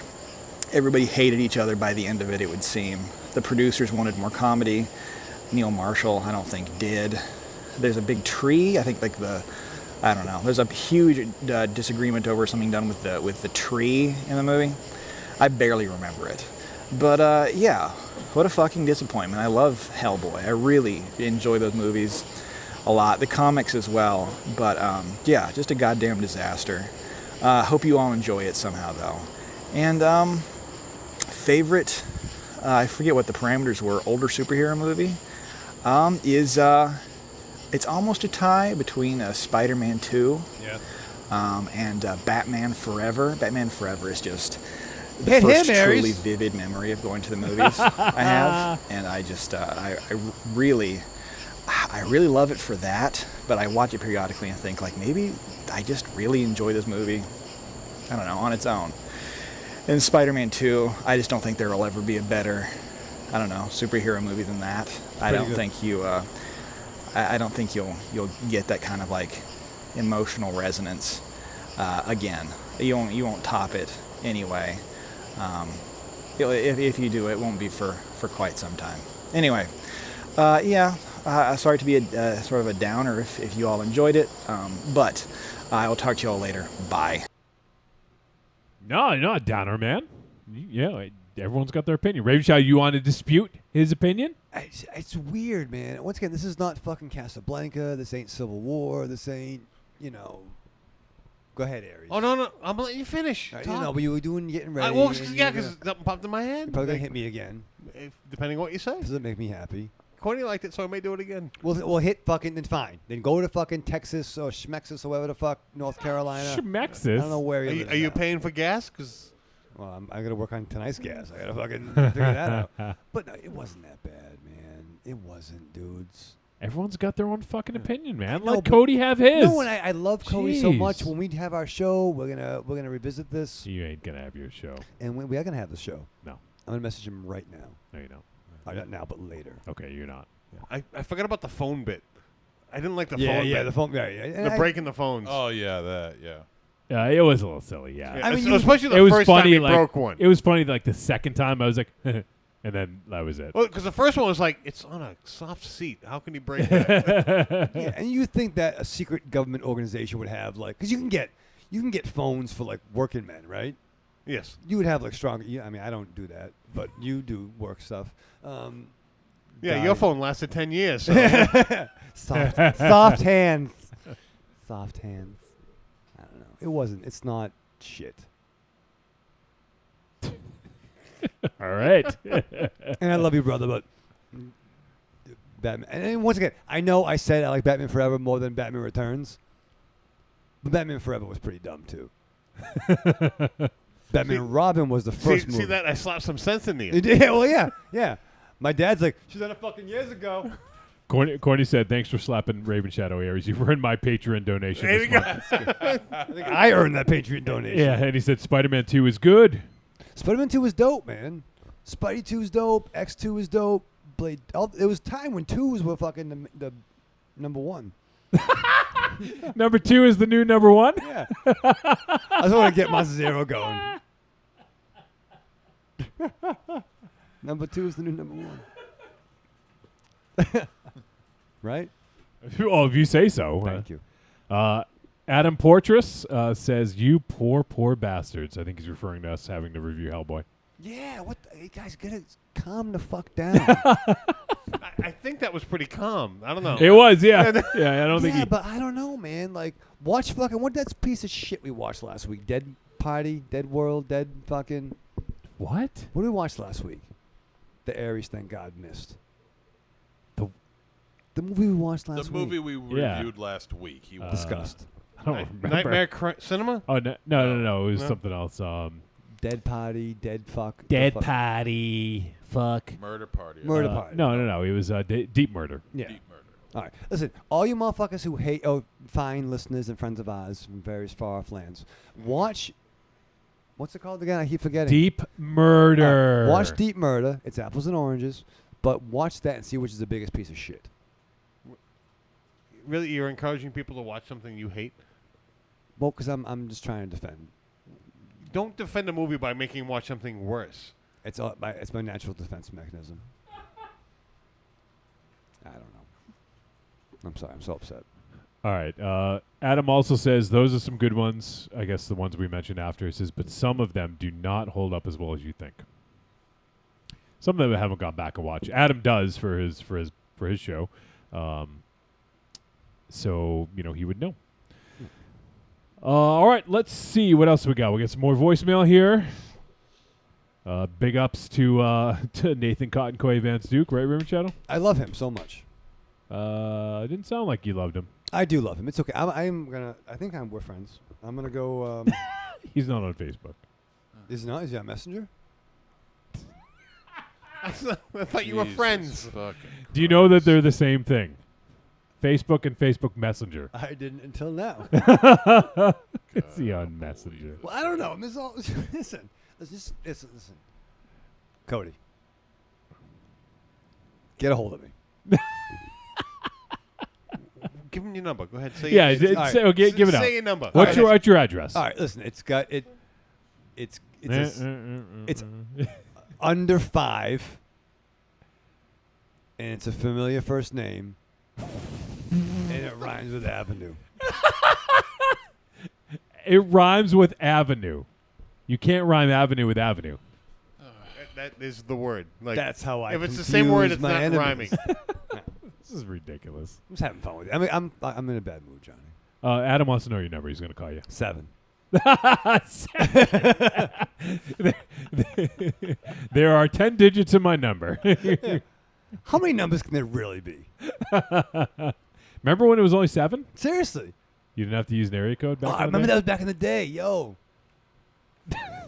I can remember when you only had to dial 5. I remember when you had to dial 4. Ooh. What is that? Be like, yo, 1468 up this motherfucker. Yeah. I used to dial 4 numbers. Yeah, because back in 1932. Did you have to say Klondike too first? No. One ringy dingy. One ringy dingy. 2 ringy dingy. Yeah. I used to my can opener, open the Campbell's soup can. MZ remembers Morse code. Mountain Dew. Mountain Dew. Slim Jims. Bag of chips. Bag of chips. And the can of cheese. Yep, and the fucking Ernest P. Worrell connection. Collection, rather.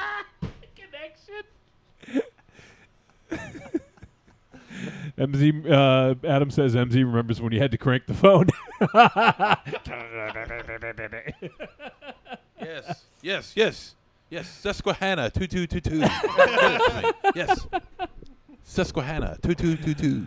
All right, we have 2 more voicemail. Wow, we're fucking jam-packed. We are jam-packed. We're jammed up. This is from someone we haven't heard from in a while. In a long while. Ooh. He lives in the Down Under. Oh, shit. May not be who you think it is. I don't even fucking know. It's our boy, Dane Under. Oh, shit, Dane. What's up, Trick or Treat Radio? Yeah! G'day, mate. That's not a knife. This is a fucking knife. Have you ever heard of a head on a stick? Let me show you something, mate. Anyway, I just thought I missed it. I'll give you a bit of Australian bullshit since you seem to enjoy it. Just want to say, g'day, really, and chime in on Hellboy. Yeah, because I just watched it not long ago. Then I seen that you guys were doing it. I'll just say I enjoyed the movie. I liked. There was a certain sort of over-the-top comic booky kind of thing to it, which I mean, of course, there should be. I don't mind that.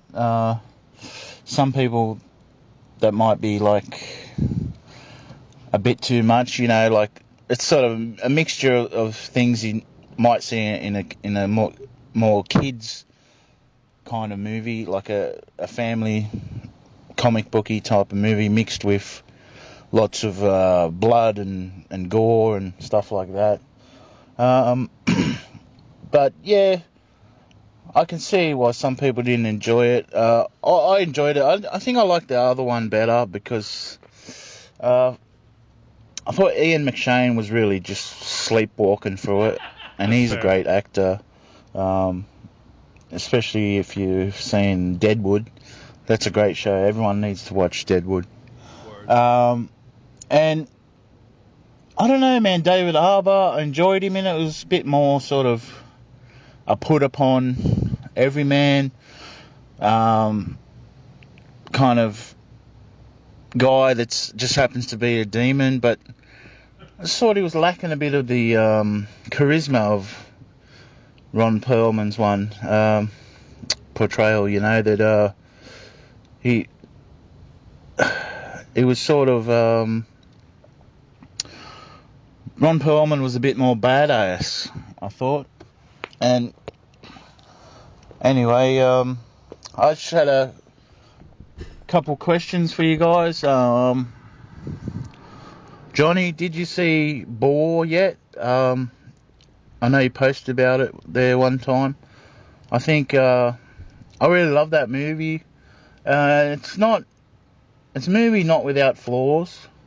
Like you could have seen less of the monster, that sort of thing. But you could also argue that movie's been done in terms of a Australian giant pig movie with Razorback.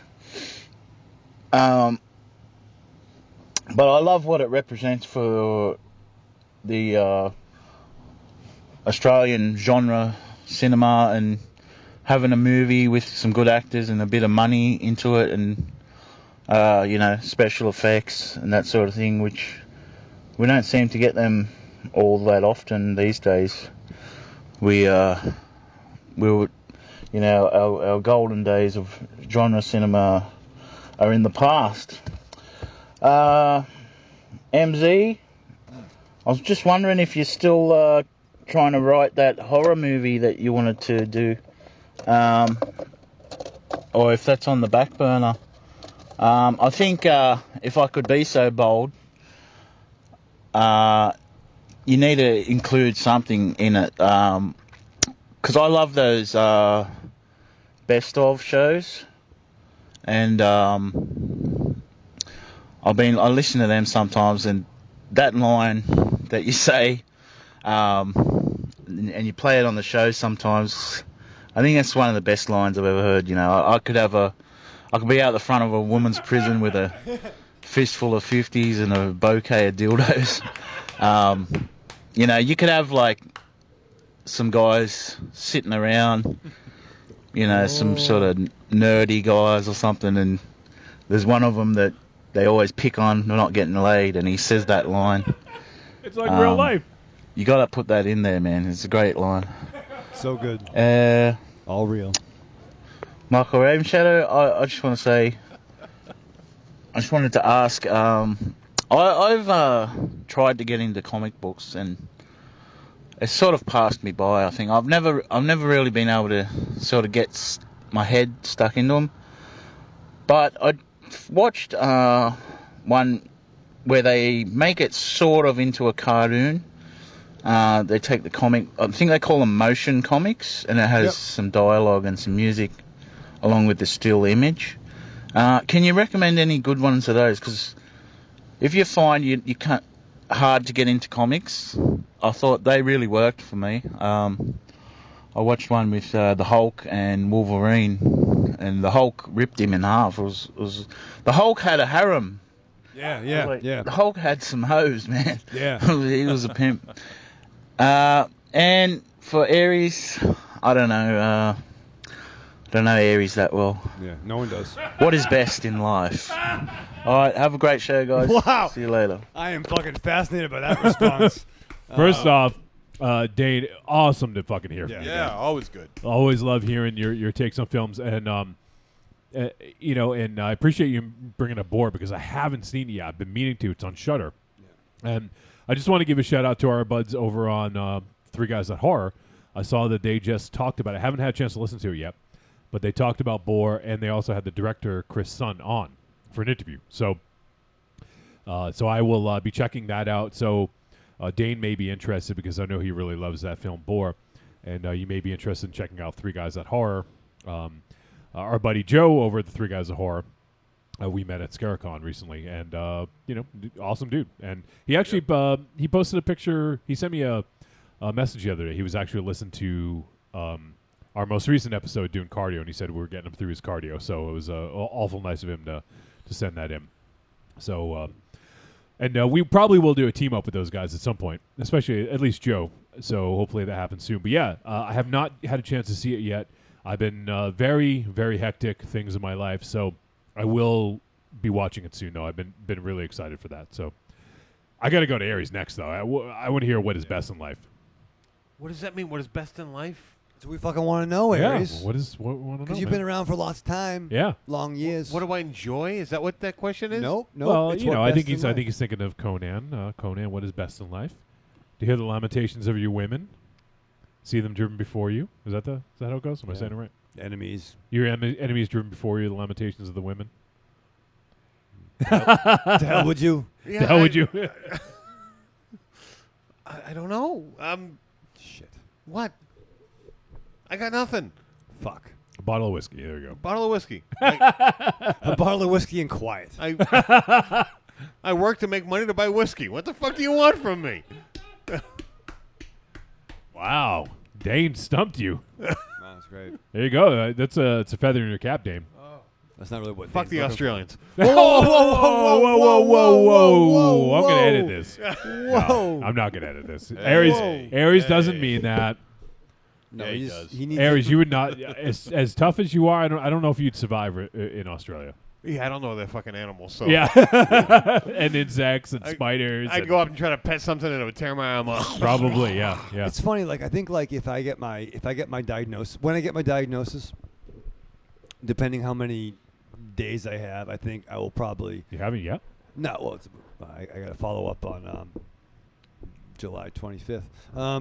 But no, I think when I get my diagnosis that I will go to Australia, but I'd like to do a tour, to hang out with like Tim, Dane, Jive Jacket Mark. I want to like build like an Australian super team kind of hang out, and then maybe we can go walk around plants and see if like a fucking giant spider. You want to go to Australia with you? You're gonna die. I know, but that's what I'm saying. When I don't care who you're with. You're gonna die. Yeah, one mosquito and you're done. That's the thing. It's kind of like it's like when it sucks. You have those videos of like if you're. It's okay to give a dog chocolate. You give them things they shouldn't do for their last days. I think when I go to euthanize myself, I'll go to Australia.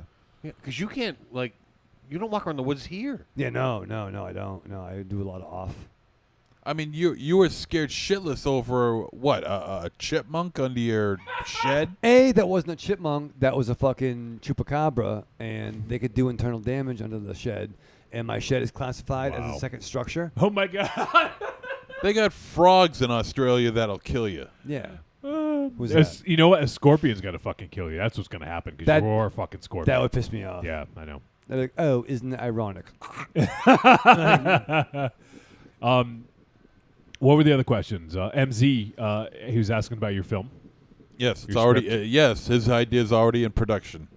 So prior to him mentioning it. Or after he mentioned. After he mentioned. Oh, there you go. It's already in. It's already. Maybe he lit a fire under your ass. Things are already well underway. That is a good line, and it's funny. We actually played it on this episode twice. I think by accident. Yeah. So by accident. I did. Well, I forgot to refresh the second break, so I played the same one from last week. But yeah, so you get to hear Bouquet of Dildos twice on this episode. So it's funny that Dane mentions it. It's so good. But yeah, no, I think. Are you still hoping to finish your script, MZ? Well, right now the script writing is in hiatus because my computer is just no good. You just got it. Yeah, I know. What the fuck? It's how much porn do you watch, dude? Yeah, you get a fucking pencil. None on that. Like write it down. None on I'll that. buy a pad of paper. None on that. I can Post-it buy my notes. own pad of paper. Then thanks. write. Yeah. Computer's down. Use a fucking check. What? Find a typewriter. What is wrong with your computer though? It's just a very weak powered computer. It came with like virtually zero memory. Well, what's that computer in your pocket that you use a lot to watch Asian porn? Couldn't you write notes and stuff on that?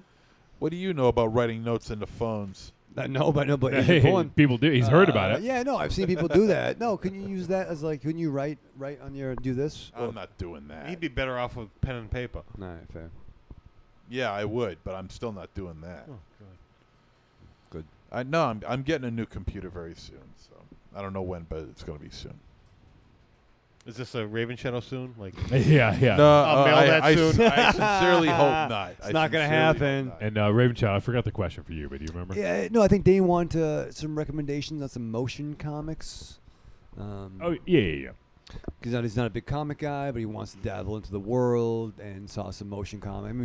I mean, the Hulk one you're talking about, it could be either like Planet Hulk or Future Imperfect, where Evil Hulk gets a lot of the ladies, except in like Old Man Logan, where he ends up fucking his cousin, which is weird. She-Hulk, good story. I don't check out a lot of motion comics, Dane, but I think and this is no secret to anyone who's listened over the years, but what's in your wheelhouse is going to be Preacher, dude. It's the quintessential American Western written by an Irishman. It's full of blood, blasphemy, balls, friendship, true love, and remarkably sick, twisted shit. You may have watched a little program on the FX or whatever the fuck, AMC, but you have no idea what the book is in store. So, you could hold the book and like move it around. So it's kind of like motion, but no, I think that you would enjoy that. So I'm looking at. I just pulled up a list of motion comics. Looks like there's a motion comic of Superman Red Sun. Yeah, it's weird. I mean, I remember like the old like '60s stuff. that Marvel would do, where it was almost like it was very limited, like animation, but it would take actual like Ditko and Kirby comic pages and move it around. Watchmen is the first one that I would probably think of. Yeah. But I don't know if that's entry level. Yeah, maybe not. You know what I mean? Like I know you read, dude. You write the books. You watch the books. films. You would love Preacher.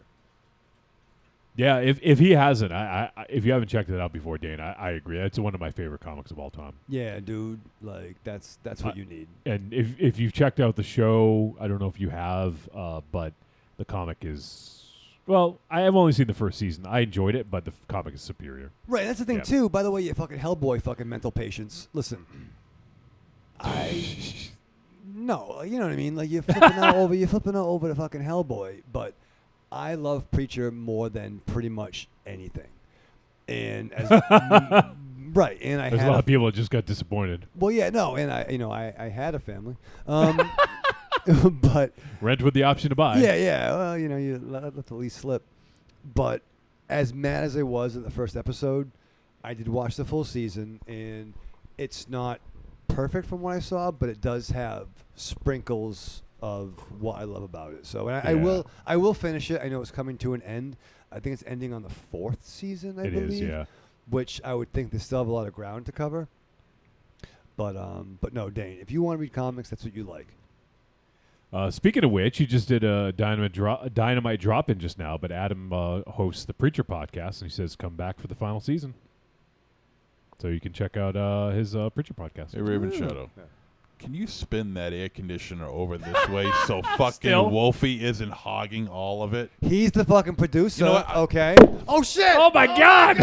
Monster Zero. He's up. What the He's fuck? Out of his chair.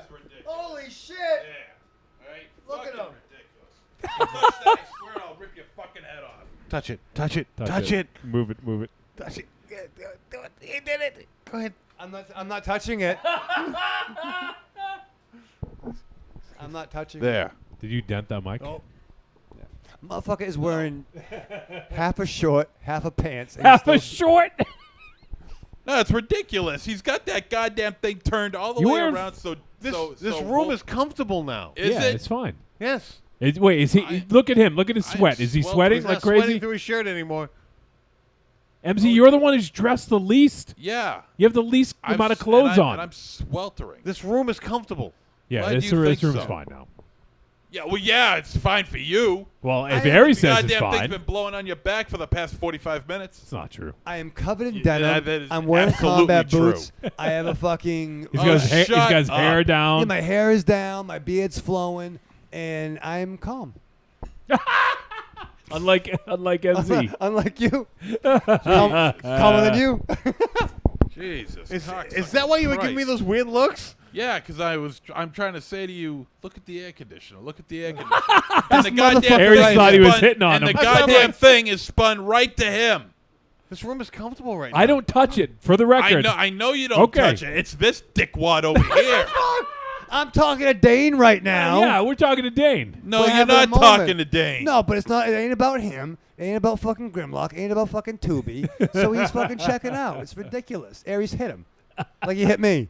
Jesus Christ. Couple hundred episodes, we can't get a goddamn air conditioner aimed this way for a change. Yeah, it's all about Monster Zero. Sometimes it is. So, yeah. Thank you. Creepy Girl's in the chat room. She says, I loved Boar. It was fun. You guys haven't seen it yet, right? It's on Shudder. I got it queued up. All right, cool. And Adam, this is his comments from a few minutes ago. He says, David Harbour looks like they had to try so hard to stuff his big ass into that costume. When that coat comes off, you see all that sweet back. Now, to be fair, he was a little dad bod at some scenes. Oh, he's got the dad bod in Stranger Things 3. Oh, yeah. It's flowing all over the place. Oh, yeah. In season 3, they call him Fat Magnum. Those are the condoms that Corny buys. Adam also says, get a typewriter. Get a Smith Corona for $2.50 at Goodwill. Done and done. Don't forget floppies. Thank you. I'll get right on it. All right. We have one more voicemail. Thank you. And I think I said this right, but Dane, it's awesome to hear from everybody. Yeah. Anytime you call in, we always love hearing from you. Now we're going to finish things up with Pabst. Hey guys, it's Paps. Just calling in. This week you guys are watching Hellboy, which I think I already called in you guys and talked a little bit about it, but I'm basically just going to kind of echo what I had said before.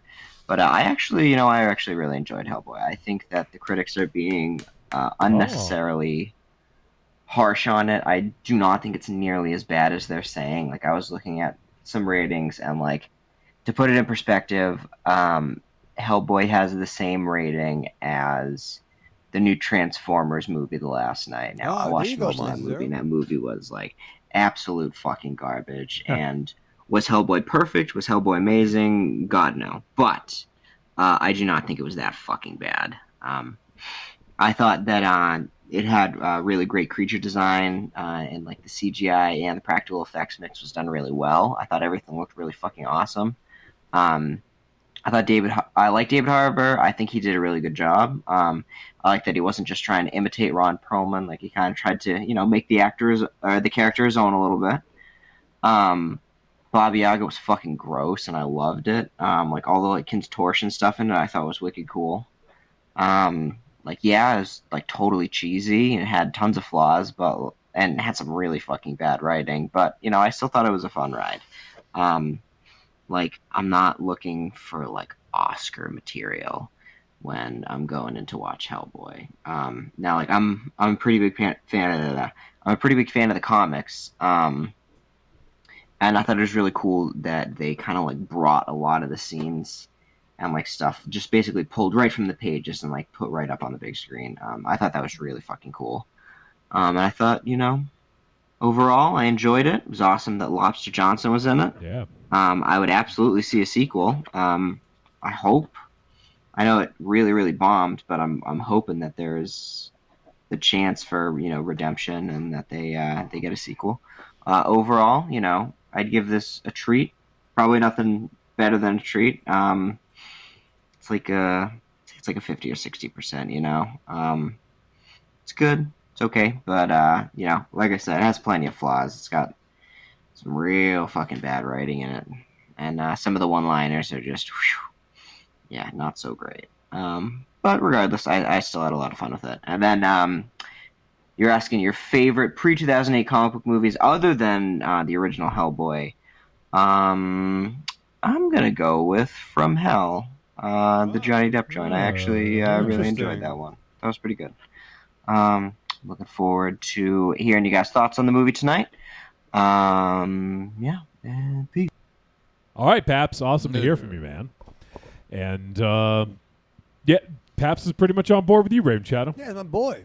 Your boy? You made? Oh, he's your boy? He's my stepson. I'm adopting Paps. I'm throwing it out there. I will be your... No, what's what do you call it? The big brothers, big sisters? Yeah, there you go. Yeah, You're going to be his big brother? Yeah. Not like every week or every month. But, we can figure something just when out. it's convenient. When it's convenient for you. Yeah, for a photo op. Yeah. Paps, can you go to the Packy and get me some smokes? No, Paps, we're going to the park. Come with me. Yeah. Oh, man. You can work something out. I like him. So awesome to hear from you, Pabst. And what was his movie? Shit. His comic book? From Hell. From Hell, But yes. yeah. Yes. Johnny Depp. Alan Moore. So, all right, Paps, thanks, man. And that is going to do it for our voicemail. Adam also says, ultimately, Hellboy isn't bad, but it certainly isn't great, and sometimes being bland is almost as bad, if not worse, as being horrible. After Mexico, I didn't really care that much. It's fair. Yeah. I mean, it's kind of like I agree, but I wish they had just stayed in Mexico. Like, I would have been cool with that. Like a sort of, El Santo sort of like with a budget, I want an Hellboy. I want an El Santo Hellboy team up. Yeah. Make that fucking Has that ever happened? It should fucking now. So, all right. Well, that is it for voicemail. Anyone have any other comic book movies to add? Offhand, I don't know the date, but I'm always a fan of Sin City. I don't think it gets any more comic book movie than that movie. True. Where you can follow panel by panel. Yeah. And whatever the panels are not in the film, is in the DVD. Yes. Like where Marv swims to get Gladys, his gun, his mom, and stuff. So everything there is shot. We said a bunch. Yeah, Toxic Avenger. There you go. No, for me, it's Howard the Duck. Yes. With Rhea Perlman. America. No, I'm just kidding. Oh man, yeah, the 1990 one. It's pretty fair. I mean, I think Turtles, the original Turtles, is fucking I like dope. Turtles. I like Turtles.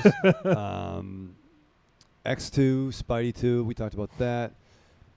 But for me, it's 89. Batman's a close second, despite the pop culture craziness and whatnot. But it's Superman 2 for me, man. Yeah.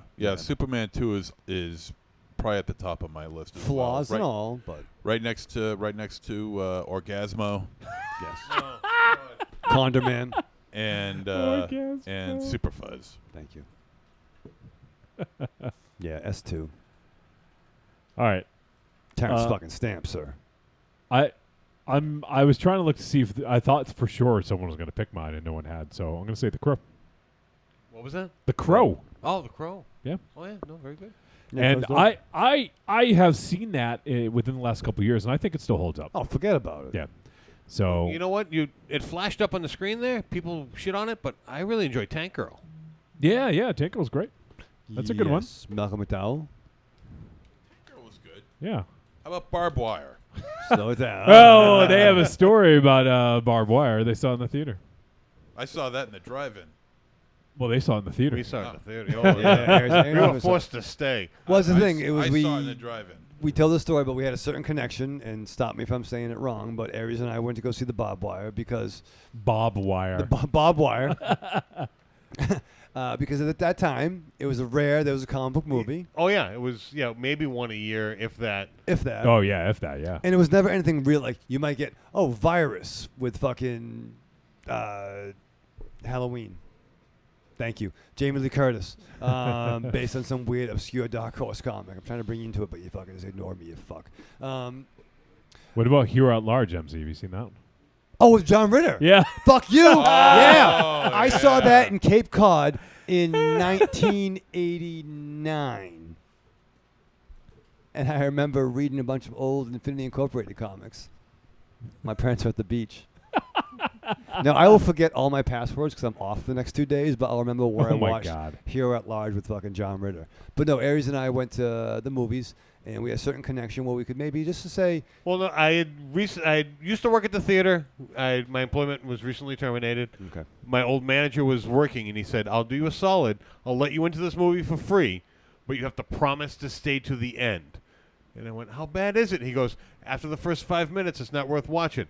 Are you sure you want to go? And we're like, yeah, we'll go. And he was dead right. Yeah. Barely worth watching the first 5 minutes because first 5 minutes was just Pamela Anderson naked. But she wasn't, though. It was like... it was topless, but you could see that anywhere at that time. And after 4 minutes, I was like, Aries, I want to go home. Yeah. Like, no, Yeah. no, we That promised. Yeah. I saw that in the drive-in, man. That was awesome. I was with my girlfriend at the time. I saw the movie. She didn't. Whoa. What? Whoa. What about... does this go back to the days when MZ was getting some? Yeah. I'm fascinated. I want to watch that movie. I'm surprised He you had never a fistful. mentioned... He had a fistful of 50s and a bouquet of dildos. I'm surprised you never mentioned Slam Evil. Yeah, Phantom, man. Big ass Phantom. Billy Zane. Yeah, Billy Zane was... I saw that with Aries, too. We saw all the movies together. I saw that in the drive-in, too. Oh, my God. Wow. Yeah, my girlfriend didn't, though. Because she was tied up in the trunk. No, it's because she was in Canada. The chloroform had kicked in. His girlfriend in Canada. What about Swamp Thing? Yeah. Yeah. Swamp Thing. I love Return of Swamp Thing, dude. Dick Yeah? Durock. Fucking Dick Durock. And they're bringing back Swamp Thing, too. Oh, he's back That motherfucker, Dick Durock. for one played season and then done. He's already They're done. talking a movie now, too. Yeah. Oh. Slow it down, DC Universe. What about the Punisher? Dolph Lundgren version is not as bad as you think it is. It kind of is. It is, but I mean, they could It have, is. they could have, bought a fucking Punisher T-shirt. Yeah, from a they could have called it anything. Like, right. It really wasn't a Punisher movie. It was not. I mean, but it was fine. I'm actually on episode 3 of Punisher on Netflix. Fucking Johnny's fucking judging me. I am judging you. What about Darkman? Dark. I saw that. In the Darkman's awesome. Yeah. The sequels suck, but yeah. If memory serves, Meteor Man. Yeah, I was gonna say I'm surprised that MZ didn't mention Meteor Man because it wasn't you good. love Robert Townsend. It was on the tip of my tongue. I was gonna mention Blank Man sucks. Meteor Man sucks. Meteor Man doesn't suck. Stop it. The Adventures of Pluto Nash. Wait, would you sucks. consider Pootie Tang a superhero movie? You know what? That's a good question. He's got all the powers in that damn belt. No, it's in him. Remember? Yeah, it's in him. No, it's in the belt. The Corn told him it was in him. Remember when he lost the belt, he lost his powers. I know, but then Chris Rock, as the Corn, told him it was in him all along. Yeah. You don't need that belt, Pootie. I'm gonna hang out with some cornfields over the weekend because I need some fucking guidance. Need some guidance. I need some fucking guidance. Oh, Black Scorpion. Oh man, what's her name? Joan Severance. Don't fucking tell me. Oh man, Prey of the Jaguar. Never saw that. That's fucking Stacy weird. Keach. Yes. Holy shit. Bob Wire. Barbed Raven Wire. Shadow. Bob Wire. And Barbed Wire, please. Party of four. Phantom. Yep. Yep, we mentioned. Steel. Yo. Steel. Oh, Mystery Men. Mystery Men was fun. That's an enjoyable one. It's yeah. funny. We started watching. Yeah, we started watching in the theater, right? Were you with me? We were there, right? And we. And the film print fell off, and we missed the end. Yes. Yep. That happened there. We It have also free happened tickets. in Men in Black Men too. in Black. But that was the perfectly timed one. Push the red button. Ooh, And it's an then- interactive movie. It'll come back soon. Go home, assholes. Come back again. Everything's fucked up. Oh man! All right, well, it's getting late. I think the Mystery Men's on the Tubi. Oh yeah, you checked it out? Yeah, we were watching that. Yeah. Didn't quite hold up. You think it's there or you know it's there? Yeah. I don't know what I know, Ben but I know I saw it recently. Ben Stiller was what was his name? The Captain Fury, Mr. Furious. Mr. Furious, yeah. I'm a ticking time bomb of fury. It was pretty good. Yeah. So mad. I love Frank Azaire. No, but I do like I do like him, but Pee Wee Herman, Paul Rubens. He's great. Excuse me. He plays the spleen. Although, what's his face? The pretty boy from Talk Soup. Kinnear. Oh, great Kinnear. Was yeah, so great yeah, as being yeah, a he's fun. smarmy douchebag hero. Yeah, no, it's a fun movie. What was his name? Somebody Frankenstein. Casanova Frankenstein. Casanova Frankenstein. Yeah, Best it was, fucking name ever. Jeffrey Rush. Yeah. Yeah. Can we get him on the show? He might do it because he's doing like Pirates of the Caribbean's 8. So I mean, he might not give a fuck anymore. All right. Well, that's all the voicemail. We talked about some of our favorite pre-2008 comic book movies. Any last ones before we say goodbye? Nah. Or nah? Not really. All right. Let's say goodbye. MZ. Arrivederci, douchebags. Raven Shadow. Live fast, love hard, die with your mask on. What? Why do you always go lower on that? Because it's just want to set the tone. Set the tone at the end of the episode. You want to set the tone. I'm defying expectations, Johnny. You're defining expectations. For next week. Yeah. You won't remember that. Will you send me a text? No. All right, Aries. Goodbye, everyone. Thank you, everyone, for tuning in to episode 363 of Trick or Treat Radio. Yeah, we appreciate it. And all of our Patreon supporters, you guys are the best. Thank you so much. If you have not joined yet, patreon.com/trickortreatradio. Next week, I wasn't able to reply because there's just a lot going on, but we may have a guest for next week. Oh. So as soon as we know, we'll let everyone else know. But we are going to review the Trespassers, is the film we're going to be talking about, hitting VOD on the 12th, which it is now past midnight, so it's tomorrow. So we appreciate everyone tuning in. We had a bunch of people hanging out in the chat room, a bunch of people on Facebook. Let me see here, actually. Let me see if there's anything that I missed. Creepy Girl says, Boar is so fun, Johnny. I loved it. Okay, cool. So Creepy Girl loved it. Gotta check out Boar. Gotta check it out. So, well, that is going to do it. So we appreciate you guys so much. Everyone who sent in feedback, we love hearing from you guys. And remember, the 7th anniversary show is coming up on July 24th. Now, we're going to talk about it a little bit next week, but it's going to be a pretty big show. It's going to be the end of an era of sorts. And Don't open your mouth. Don't open. And it'll be the end of an era, Raven Channel. Yes. All right. And we'll leave it at that. Yeah. All right. So end of an era. We'll that's a tease for next week. We'll talk a little bit more about it. Some changes coming down the pike. Nothing bad. Well, nothing too bad. But we've a lot of things going on behind the scenes. So we have some news for you next week. We'll let you in on it. But then we're also going to talk about what we're doing the following week on the 7th anniversary show. So please come back and join us next week, and then also make your plans to come join us for the 7th anniversary show on the 24th. It's going to be a fucking party, and I mean that. I think it's going to be a party. Yeah, seriously, like fucking call in, get your earn time request in. Well, most people don't work at night, but some do. No, the following day, John. Oh, the following day. Right. Yeah. Oh. See what I'm saying? Yeah. Now you have 2 weeks. It's a standard thing. Yeah. You know, you won't get a fucking. Give your 2-week notice. Yeah, what you do? Just quit. Fuck it. Just quit. Yeah, we're talking hookers and blow. Yeah, we'll go in fucking late, 11 o'clock, noon, wrecked, your hair fucked up, your nose bleeding. Tell him you got a dentist appointment. You're going late. Yeah. I'll be in tomorrow. All right, so I want to the 24th. I want to see a lot of people here for a 7-year anniversary. It's like I said, it's going to be big because it's the end of an era. Yep. We'll leave it at that.